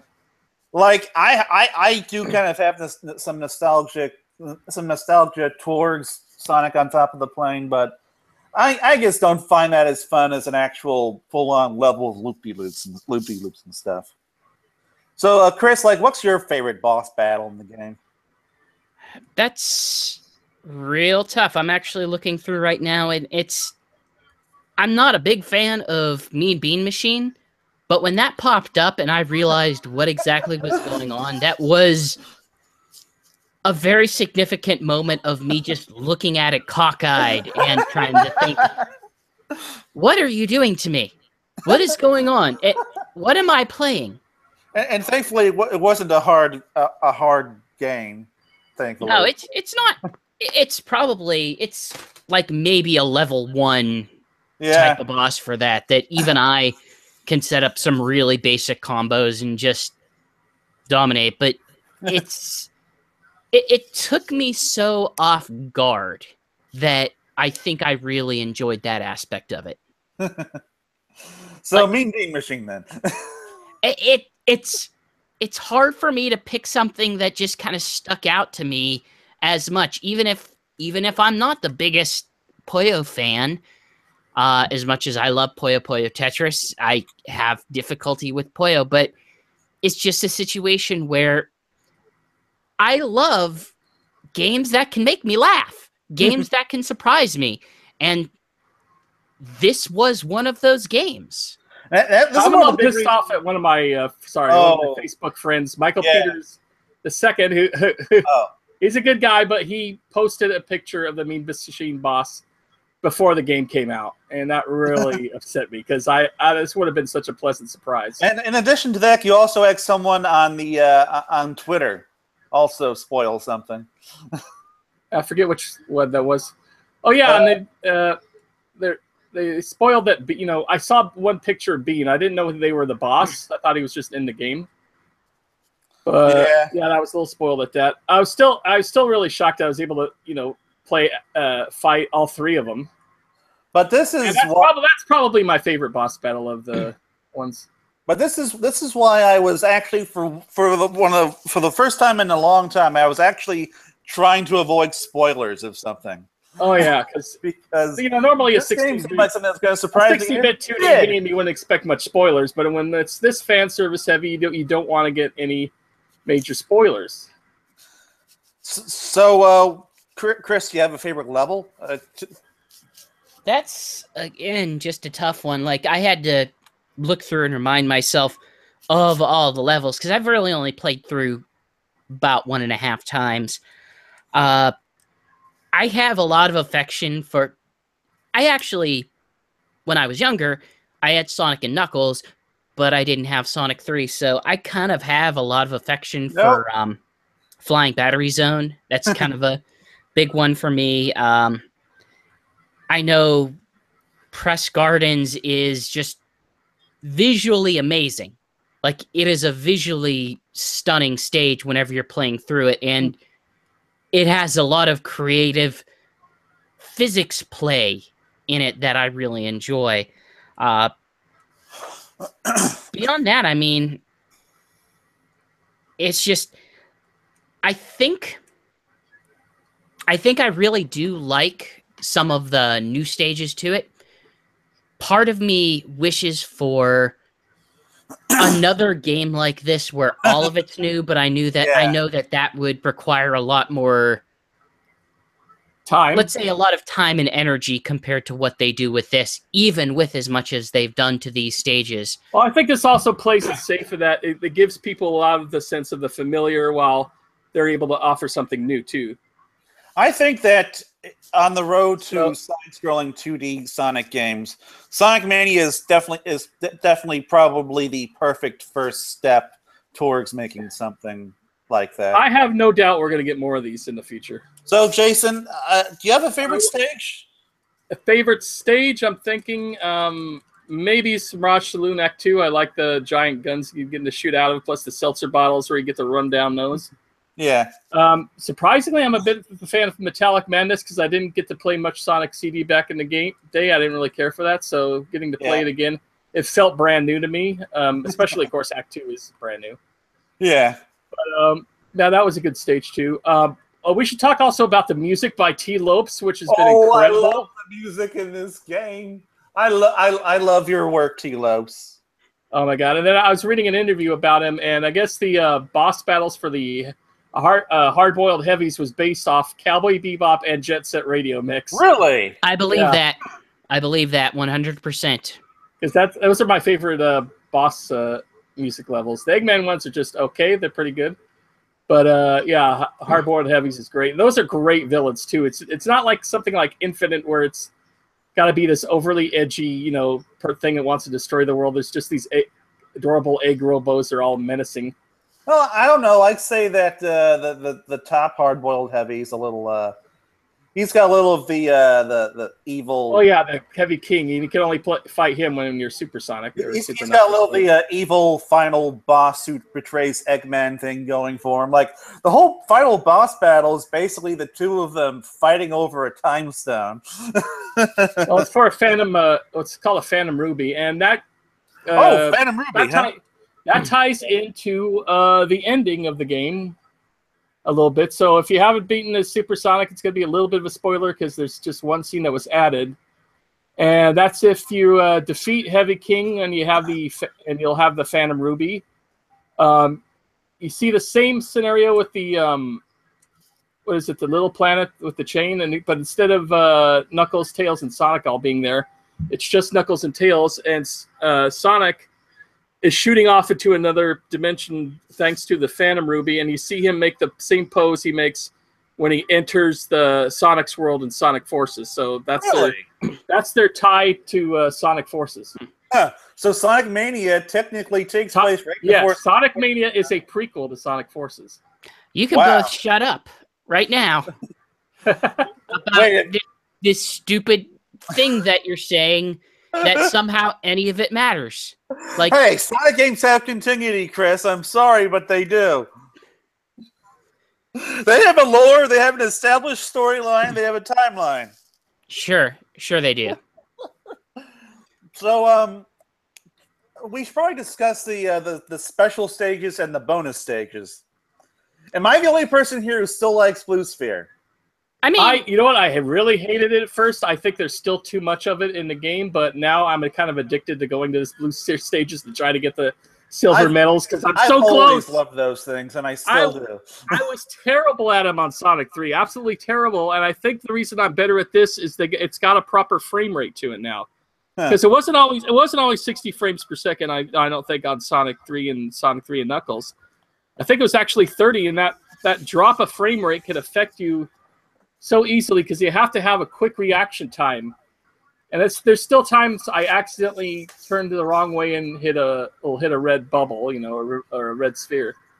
But now I'm doing much better at them. I'd still appreciate it if it was like, okay, 30 levels, you get something like the Gumball machine, bonus level from. Yeah, I kind of wish they had a bit of that. Maybe 60 rings, you get the blue sphere. Because when it's only blue sphere all the time, it gets kind of annoying. Well, I just don't hit the stars if I don't want blue sphere. So I get it at about the frequency I want it. Yeah, but with me, I can't help myself. I have to try to get the. That's not the game's fault, Jason. That's your fault. That's your problem, man. So Chris was trying to say something. Yeah, Chris? I have apparently all the muscle memory retained from playing that over and over for the last 2 decades. So I'm actually at almost all of them gold except one. I have all of them completed, but only one that isn't gold. So that's pretty damn good, man. Like, I'm way behind you. I will tell you, one of the final unlocks you get for it is that you unlock just Blue Sphere as a game. Huh. And then they also include a special version made for Mania that I cannot begin to wrap my mind around, because they include a whole bunch of new spheres. Like green ones that turn into blue ones after you collect them once. And now I have to think, well, how do I make a ring around them now and collect them? Okay, I know why they call this game Sonic Mania. It's because the people who made this game are fucking nuts. They are. I mean, that's why. That much is clear. This is after you collect all the gold medals, because I don't think I'll be able to ever collect all the gold medals. I don't know if it's all the gold ones, but I at least have every one of them in silver. I don't... Yeah, I'm trying to get all the silver. Like I said, I'm about 6 away. So, now, the Blue Spheres thing used to be my favorite special stage from the classic games, but now if I were to factor Mania into this, I'd probably upgrade it to the Mania special stages.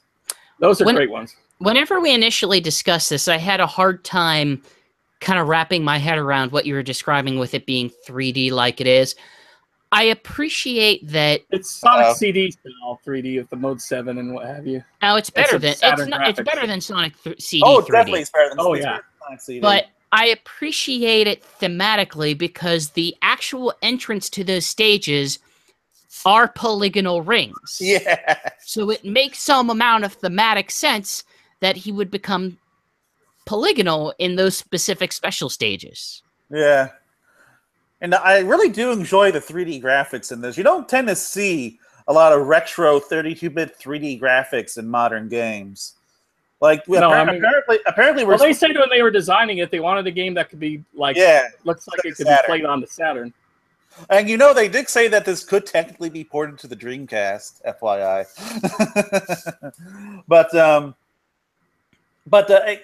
Like we're getting loads of these retro sprite-based games, but no retro 3D stuff. And so this was just a nice breath of fresh air for me visually.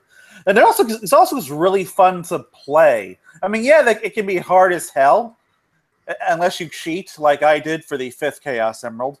You know, do the whole jumping them. I couldn't get that. I tried that. I couldn't get it mastered.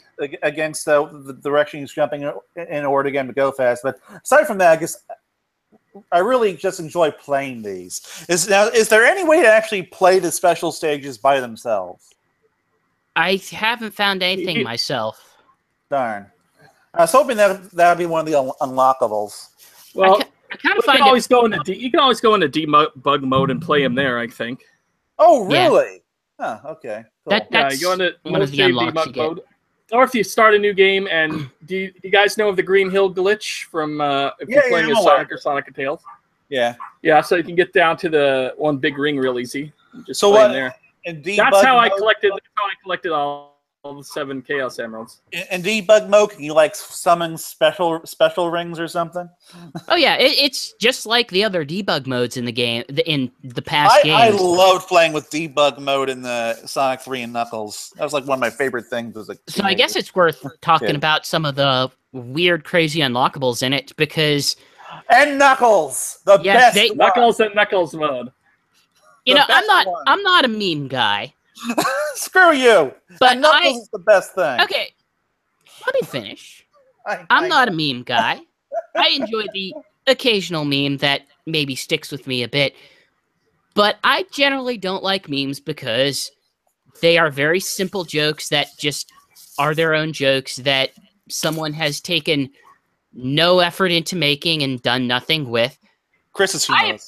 I appreciate this because this is very clearly doing an extreme amount of effort in order to make a very stupid joke.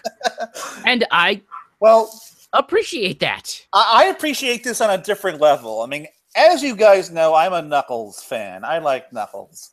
And One of the things I always loved playing in those in Sonic and Knuckles as a kid was the bit where Sonic and Knuckles meet up, they fight, and then they team up and they go on a little excursion to Sky Sanctuary, and then Knuckles just gets tired for some stupid reason, tells Sonic to go off on his own.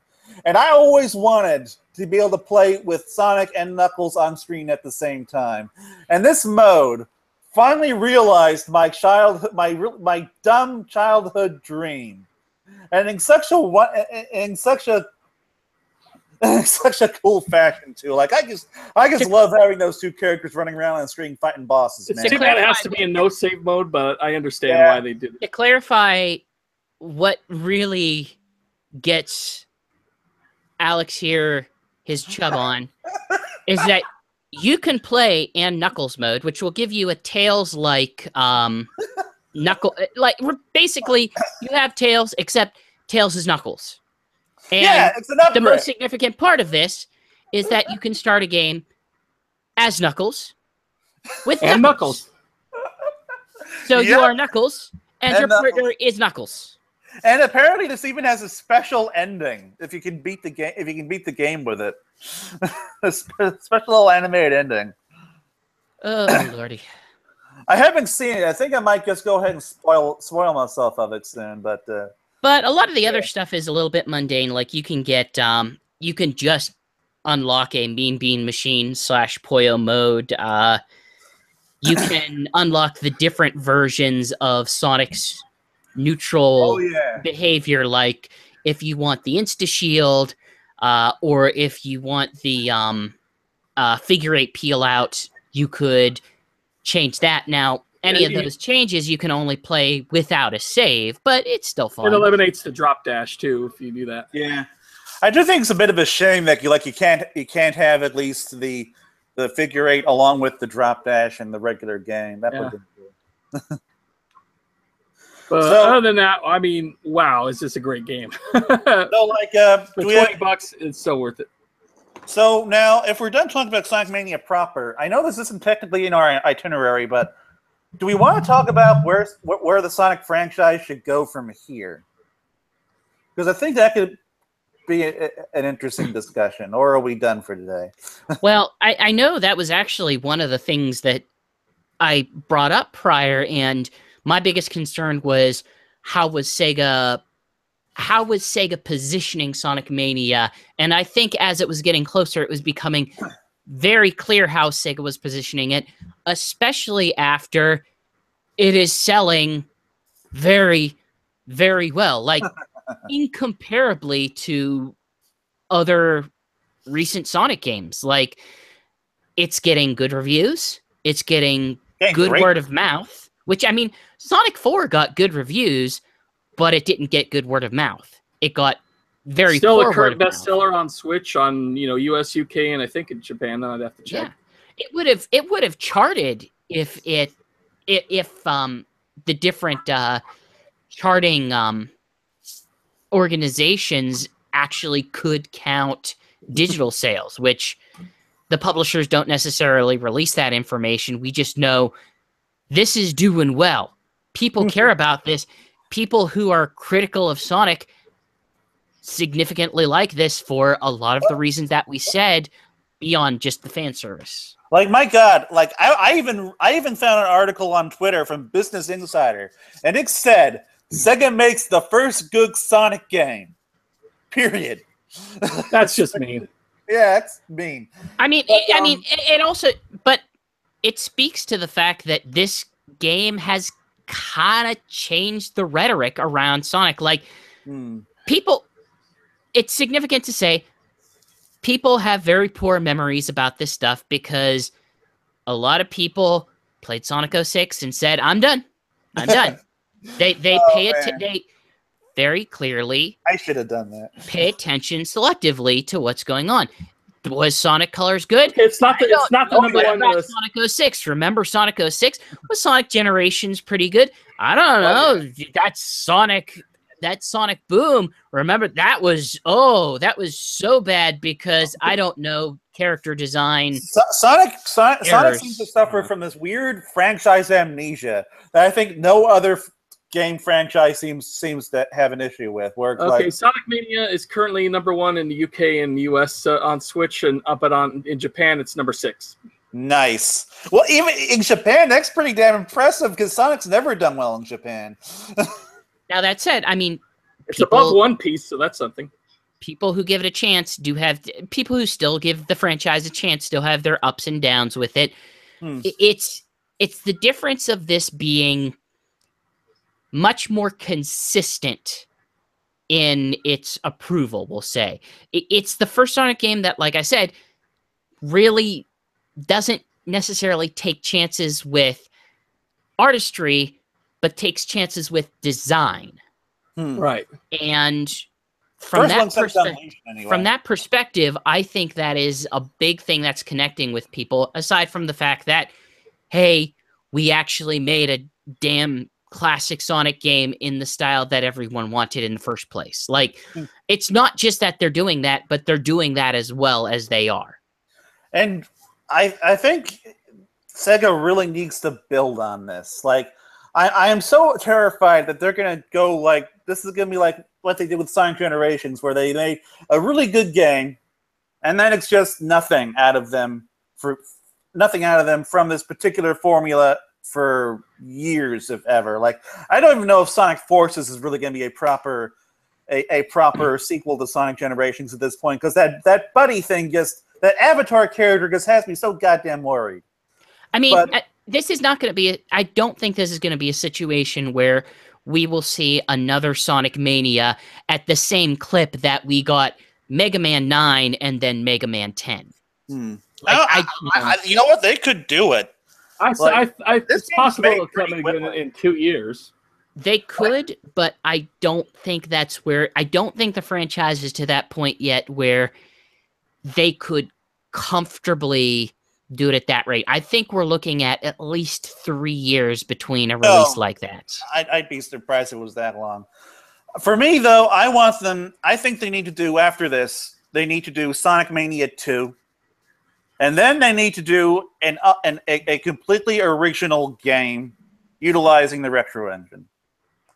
I think that's the kind of path they need to take with this, while at the same time making their 3D, trying to make some consistently good 3D games, but at a slower clip than their 2D games. Now, the biggest fear I would have given this game's success is the same fear that kind of some people had realized with Sonic 4 is, if this idea is approached by Sonic Team or Dimps or some other third party that isn't necessarily as carefully detailed about what they're doing as the team that they brought together for this project. And they've had Christian Whitehead on staff for a while doing a lot of projects. He's done the Sega CD port, which was phenomenal. He's done 2 ports of Sonic. So I believe he did the Sonic 1 port for mobile and the Sonic 2 port for mobile. Yeah, this feels kind of like the culmination of all of that. And he absolutely should remain as kind of a person, as kind of the on-call person for, I know what to do with classic Sonic. I have an idea of what classic Sonic could be. Yes. He needs to be the guy who just runs this entire sector of the franchise, as far as I'm concerned. Now, what I'm kind of worried about is what happens if Sonic Mania does really well. It critically does really well, and then Sonic Forces, Sonic Forces comes out, and let's say gets critically panned, has mediocre sales. Oh, no one's gonna. No, I can tell you right now. Well, first off, people are not going to like Sonic Forces because Sonic Mania came out this year, and because oh my God, they're pandering to the fans with these. You can create your own fan character. I've been saying this for a long time. I was thinking of this in this way, but go on. There's nothing Sonic Forces can do to help itself in the broader interpretation, because people have already made up their mind about how they feel about the Sonic fan community and creative I don't characters and disagree. everything else like that. Like, there's no one's going to give it a chance. It's The other dead. problem is that it's coming out, so in such a short time between Sonic Mania. They are obviously going to compare the two, and Sonic Mania has everything that most Sonic fans want, and of course the retro fans want, and the people who are not major Sonic fans who've seen how the modern Sonic has been treated are going to look at Sonic Forces as another crappy modern Sonic game, and they won't even think twice about it. Where I think if Sonic Forces had come out maybe in 2018, or had it was just or 2016 even, and was just its own game, people wouldn't be having to compare it to Sonic Mania. It would just be its own thing. So what I was voicing concern about was, and that's possibly why I think it might be sorry, not to interrupt you, but I think that's might be partially why this game's coming out at $39.99 instead of $49 or $59, is that Mania is doing so well, it's going to overshadow this game. Now, I do think there will be an alternate side effect to this that we might actually generally be okay with, and I think it's that given Generations and Forces and this, I think classic style Sonic is here to stay. Oh, yeah, definitely. I think that he's going to be around in whatever the story they want to tell with Sonic. I don't think he'll be there consistently, but I think we will periodically see him come back just to be something or do something as they need him. So here's what I'm trying to voice concern about. Basically, what I was talking about was I'm worried about corporate politics. What happens if this? What happens if this game humiliates Sonic Team, and Sonic Team doesn't like that, and maybe they don't like this American who can make a better Sonic game than they can? I think that's a question, because that's a thing that's actually happened within game companies, including Sega. Oh, Sega's terrible. Sega is an awful company, not helped by the fact that Yuji Naka was terrible in the Saturn era to everyone around him. That he was a toxic force in development in that era. From what I've gathered, from what I've seen, Takashi Iizuka does seem to be a lot better, but like we haven't seen something like this happen before under his control, where an American developer manages to do this with Sonic. But at the same time, we have seen Dimps developed games, which Sonic Rush didn't blow up, but it was done well. I don't know his involvement with that, but it wasn't necessarily his Sonic team doing it. No, it was not. No. Yes. Like Dimps is ex-SNK members. No, there's plenty of Sonic games that didn't directly involve Iizuka, even if his name was on the... But none of them were quite like Mania. I can understand what you're saying. Like, it's not necessary. I can see it less like I'm mad because they're doing it in this way, and more along the lines of pressure from above to make it more to push it more this way. But at the same time, Sega. When has Sega ever made the right business decision? Well, they made Sonic Mania.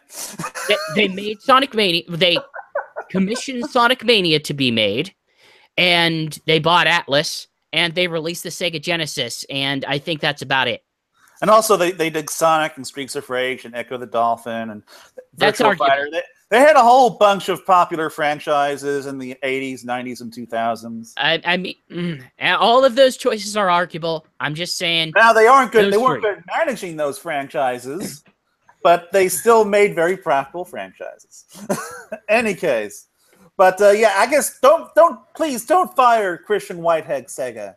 Don't fire him. Unlike Chris, I think you're a great company. Don't fire him, please. Don't fire Christian Whitehead. I don't think I gotta fire somebody who's just made them a ton of money. Corporations don't always act rationally, especially when it comes to corporate politics. Well, first and foremost, I don't think he's necessarily hired by them. Well, okay. I think he is a That's studio to them that they can that's ask true. to go back to. Like, I don't necessarily think they're going to go back to what's the Borderlands studio? Gearbox. No, they gotta stay far away from fucking. I Gearbox. think they would be morons to go and ask Gearbox to do anything for, as well as Sega clearly keeps an eye on all of their external partners, Sonic Boom, and Sonic Chronicles. Dear God, there's so many examples of. There's so many examples of Sega doesn't know how to handle external partnerships. They actually won an award for being a publisher back like I think 5 or 6 years ago. Oh, they'll throw money at anyone and anything. They published a Game Freak game called Tambo the Badass Elephant. They released take chances, yeah. Rhythm Thief in the same day that Theater Rhythm was coming out, because what the hell? They have no business plan, but they'll throw money at it. Where do they get that money? I don't know.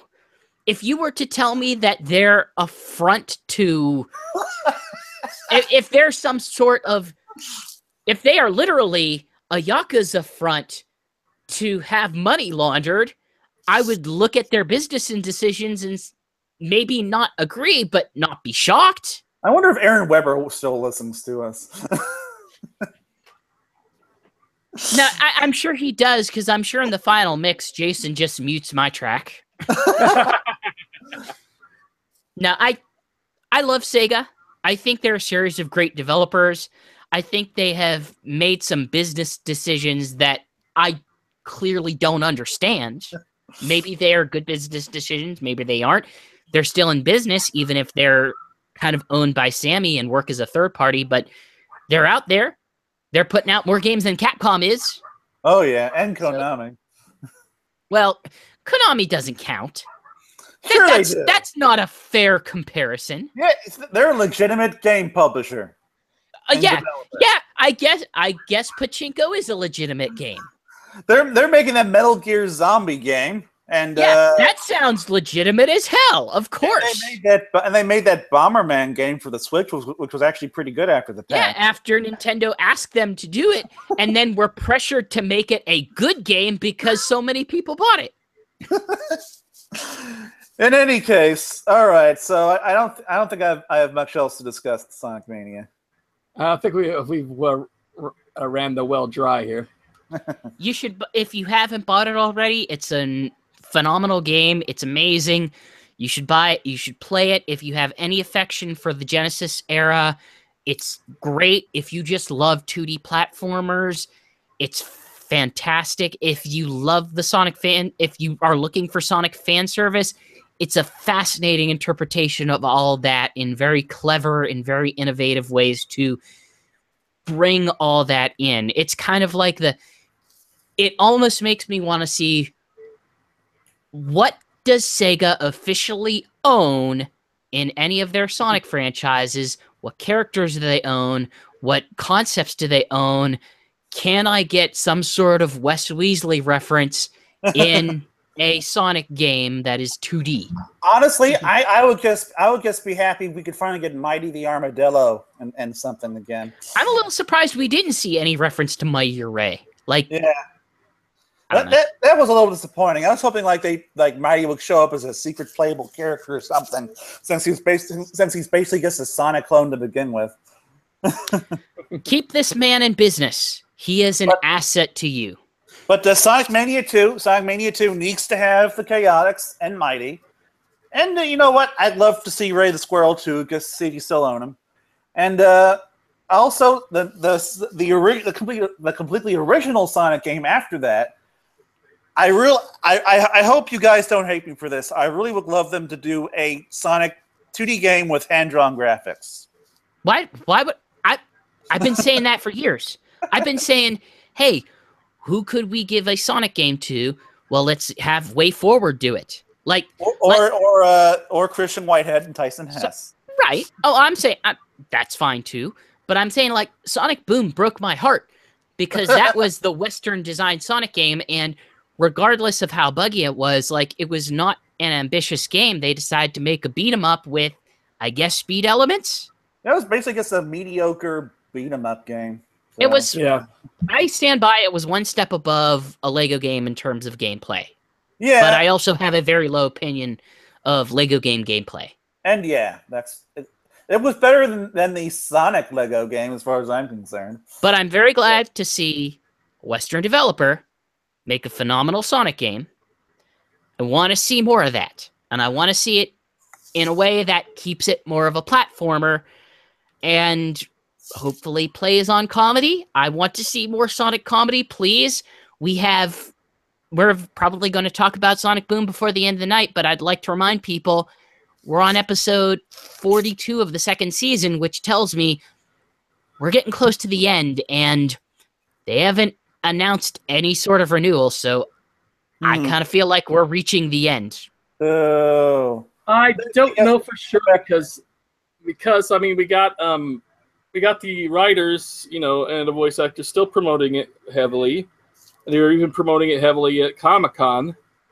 And this is after it's been in the, you know, second season, and I'm pretty sure production's almost, if not all done. Jason, I would love to believe. I absolutely 100%. I just feel like Sega doesn't care. Well, I know I feel like Sega sees Sonic Boom as kind of a dead end. It's treated. Sonic Boom is kind of a dead end. Like, yeah, Sonic. I kind of agree with that. It might be time for it to. I don't want it to come to an end, but it might be time. I think it's pretty much they have nothing left to really say on that series. The games were never that successful. The comic book got canceled after 11 issues. The cartoon is pretty good, but I mean, Toys R Us is still selling merchandise, but that's about it. At least in America, the cartoon, you know, doesn't get much play. Unfortunately, it actually shocked me. I went to Toys R Us the other day. They still have a brand new Sonic toys coming out every once in a blue moon. I mean, you know what would be better than Sonic Boom? You know, I'd like more than Sonic Boom would maybe be some sort of hand-drawn Sonic game with characters from Tyson Hess, and maybe you could like make a side-scrolling original Sonic game using the retro engine that uses Tyson Hess's designs and has completely hand-drawn graphics that are colorful and in HD. You know, just throwing some ideas out there, Sega. Maybe hire Ian Flynn to write it, and like make kind of an action adventure comedy kind of thing. Maybe put it on Netflix. Yeah, just some ideas of what I'd like to see. And I'm gonna keep it even simpler than that. Just keep Sonic funny. Because funny Sonic has been way better than Action Sonic. Than serious Action Sonic. And I can tell I'm getting hot now because my head and face is getting all disgusting on camera. Personally, I would love a animated version of what the Archie comics were. And those were like action adventure comedy. Action adventures with enough comedy to keep things light. And I agree. I would love that. I just think that's a lot less attainable than funny, sort of self-aware Sonic. Well, you know, at the level that Sonic Boom kind of had. I like to be very optimistic. Yes. All right, while we're going on to this topic of Sonic Boom, I guess we'll mention I want to do a little bit of review of one of their latest episodes, Where Have All the Sonics Gone? That was a funny one. Which was a really fun episode, which I honestly felt could have been benefited for maybe a two-parter, being a little more epic. Okay. It felt like stuff wasn't I know I'm saying this about a comedy, but I mean it wasn't taken too seriously for the kind of story that they had that I think could have gone. I mean here's the basic premise. Sonic, Dr. Eggman and his brother send Sonic into another dimension where he never existed. Steve Eggman, aka Morpho, yeah. Yeah, and they figure out a place to take him where Sonic never existed, and he's now Eggman is now Lord Eggman, and he rules over the village. But and they're freedom fighters led by They're not called the Freedom Fighters. They're called the Resistance. Oh, led by gosh darn thing. I'm going to say they're not the same thing because the term Freedom Fighters has weight in this context. Oh, okay, that's true. Yeah, they're the Resistance, and of course they're led by I just lost the name. Styx, which makes the most sense because of course she'd be resistant to anything. But and it's actually a really funny and well-written episode. In fact, because in this dimension you got Styx as the Resistance, Amy, who starts out as just a regular citizen, but she wants to fight back. So she sees Sonic fighting back against this Eggman, decides to join him. And Knuckles, being the best and funniest character, gets to be see, this is one of the things. So in this dimension, some people benefit from Eggman's rule instead of against. And Knuckles, Tails is his intern. Yeah, Tails is Eggman's intern, and Tails actually likes. That's what I said. Eggman is Eggman's intern. I was correcting myself. Eggman. Sorry. And Knuckles is the host of Upper Body Building Gym. They don't have leg day, basically. And Meb Burger is Gourmet Burger. But the one problem with this is Eggman's rule isn't really that bad because really the only ones who are suffering are the Gogobas. He's enslaved the Gogobas and make him carry him around in his chair. And everybody, when he passes by, everybody has to bow to him. But other than that, it's pretty much business as usual for the village. I mean, and they have a much better burger joint. I mean, this is Sonic Boom, so it's not like they're just gonna like have Robotnik like capturing and roboticizing people and separating families and all that stuff. Well, I kind of seen him as having them as slave workers or something similar to what he was doing with the Gogobas. I think it could have been a little bit more like that four-parter they did in Adventures of Sonic the Hedgehog, where he eventually got the all the 7 Chaos Emeralds, and they had that more of adventure storytelling as long with comedy. Where they were kept pulling back on the story for the sake of comedy purposes, but certainly it would have been good to have this as a two-parter. Yeah, and my favorite part is Morpho trying to back in the regular Sonic universe, trying to convince Amy and the others that he's Sonic, because he can. That's the best part. Oh, come on, Amy! I'm totally Sonic. What's up, Doc? And then my favorite was the best humor in the series. At the end, where Sonic comes back and he's like, and Eggman's like, no, that's not the real Sonic. This guy is Sonic, and he goes, yippity dip skipperoo! I'm Sonic. Gotta catch them all. That line made me laugh so hard. I wonder if that was one of the Ian Flynn written episodes. Yeah, I like how Eggman and Steve Eggman basically hang out at Eggman's robot mom's house.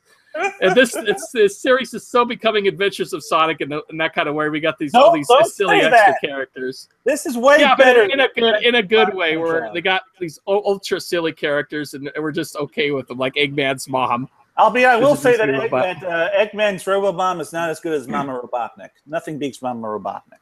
No. But overall, it was a really good episode that I think could have benefited more from being like a two-parter at least. But I still had a lot of fun with it, and we did get to see a little cameo of Vector, because it's one of the characters Morpho spun into. Because these episodes are done out of order, so at one point Morpho's showing out characters he could spin into, and he spin into Vector, into Shadow, into Metal Sonic. And Vector Detector will be an upcoming episode on, I believe it's September 9th. So it's going to be an episode starring Vector. I'm just interested in seeing other Sonic characters kind of in that style. Yeah. That's the one thing. Vector looks pretty much the same, except he's got kind of a cool leather jacket thing. He actually looks better in this show than he does in the games. Surprisingly. I hope he has a better voice actor. I hope it's not like, hey guys, let's go find a computer room. I could really go for not having that, guys. I don't know. I think it might be the same. I think it's the same guy who voices Q-Bot. I'm not sure. Oh, that wouldn't be quite as bad. I mean, we don't have the same cast, so it can't. Yeah. Aside from Robotnik, we still have the Mike Pollock as Eggman, but aside from him. Well, I mean, it has certainly helped that this specific cast is made out of people who are, I hate to say it this way, but are more experienced voice actors as voice actors. Like Ryan Drummond, yeah, okay. Well, Jason Griffith had some experience before Sonic X. Yeah, but Jason Griffin his experience was 4Kids quality stuff, and he couldn't emote his way out of a wet paper bag. My God, apparently, Jason Griffith was in Berserk, if I remember correctly. I mean, a lot of those voice actors were associated with other anime companies. I bought a DVD box set from Right Stuff whenever it was super cheap. It was just called Space Pirate Mito because it looked stupid. I don't know. It looked ancient. Was it stupid enough for you?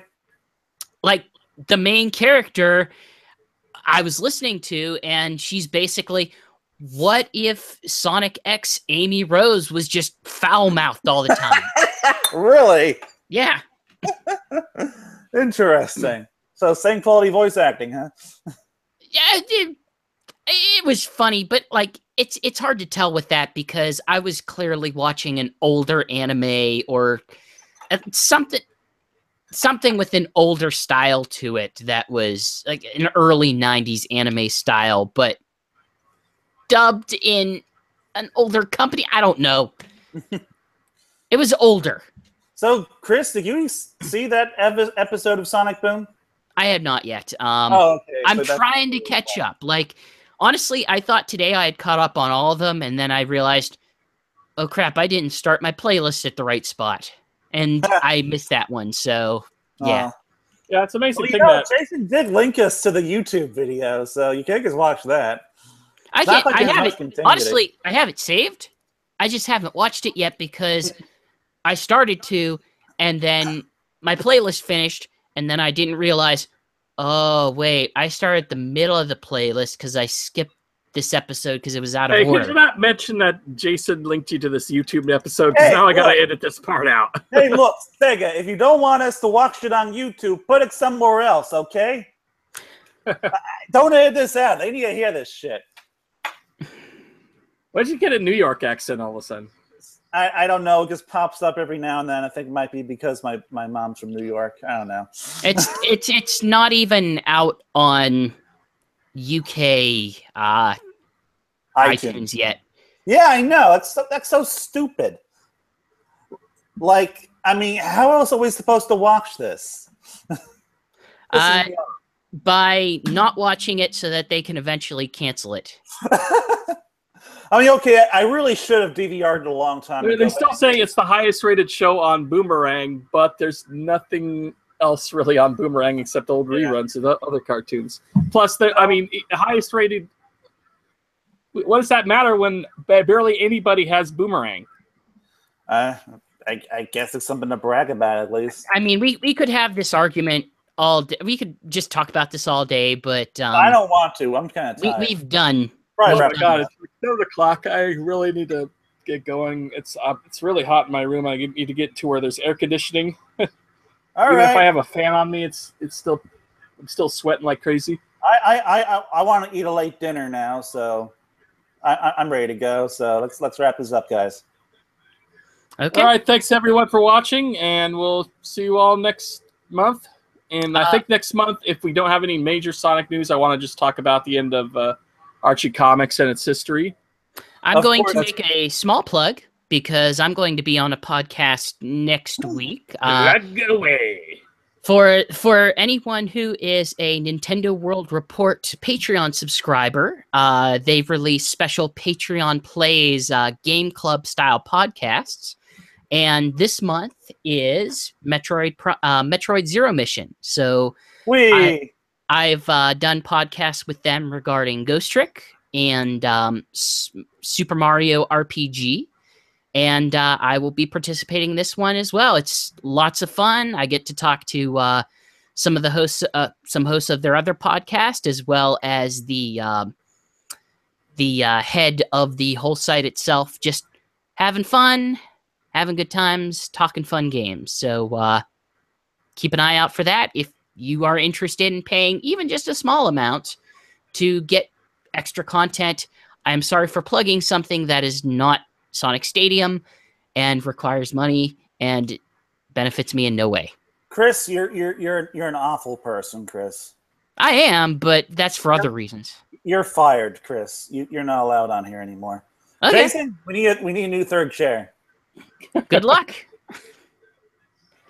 You haven't replaced me yet, and this is probably the least controversial thing I've said on the show. This is the cliffhanger we're ending on, guys. Chris is fired. Who will we replace him with? You'll replace Probably it my with roommate. this new guy. It'd be Srich.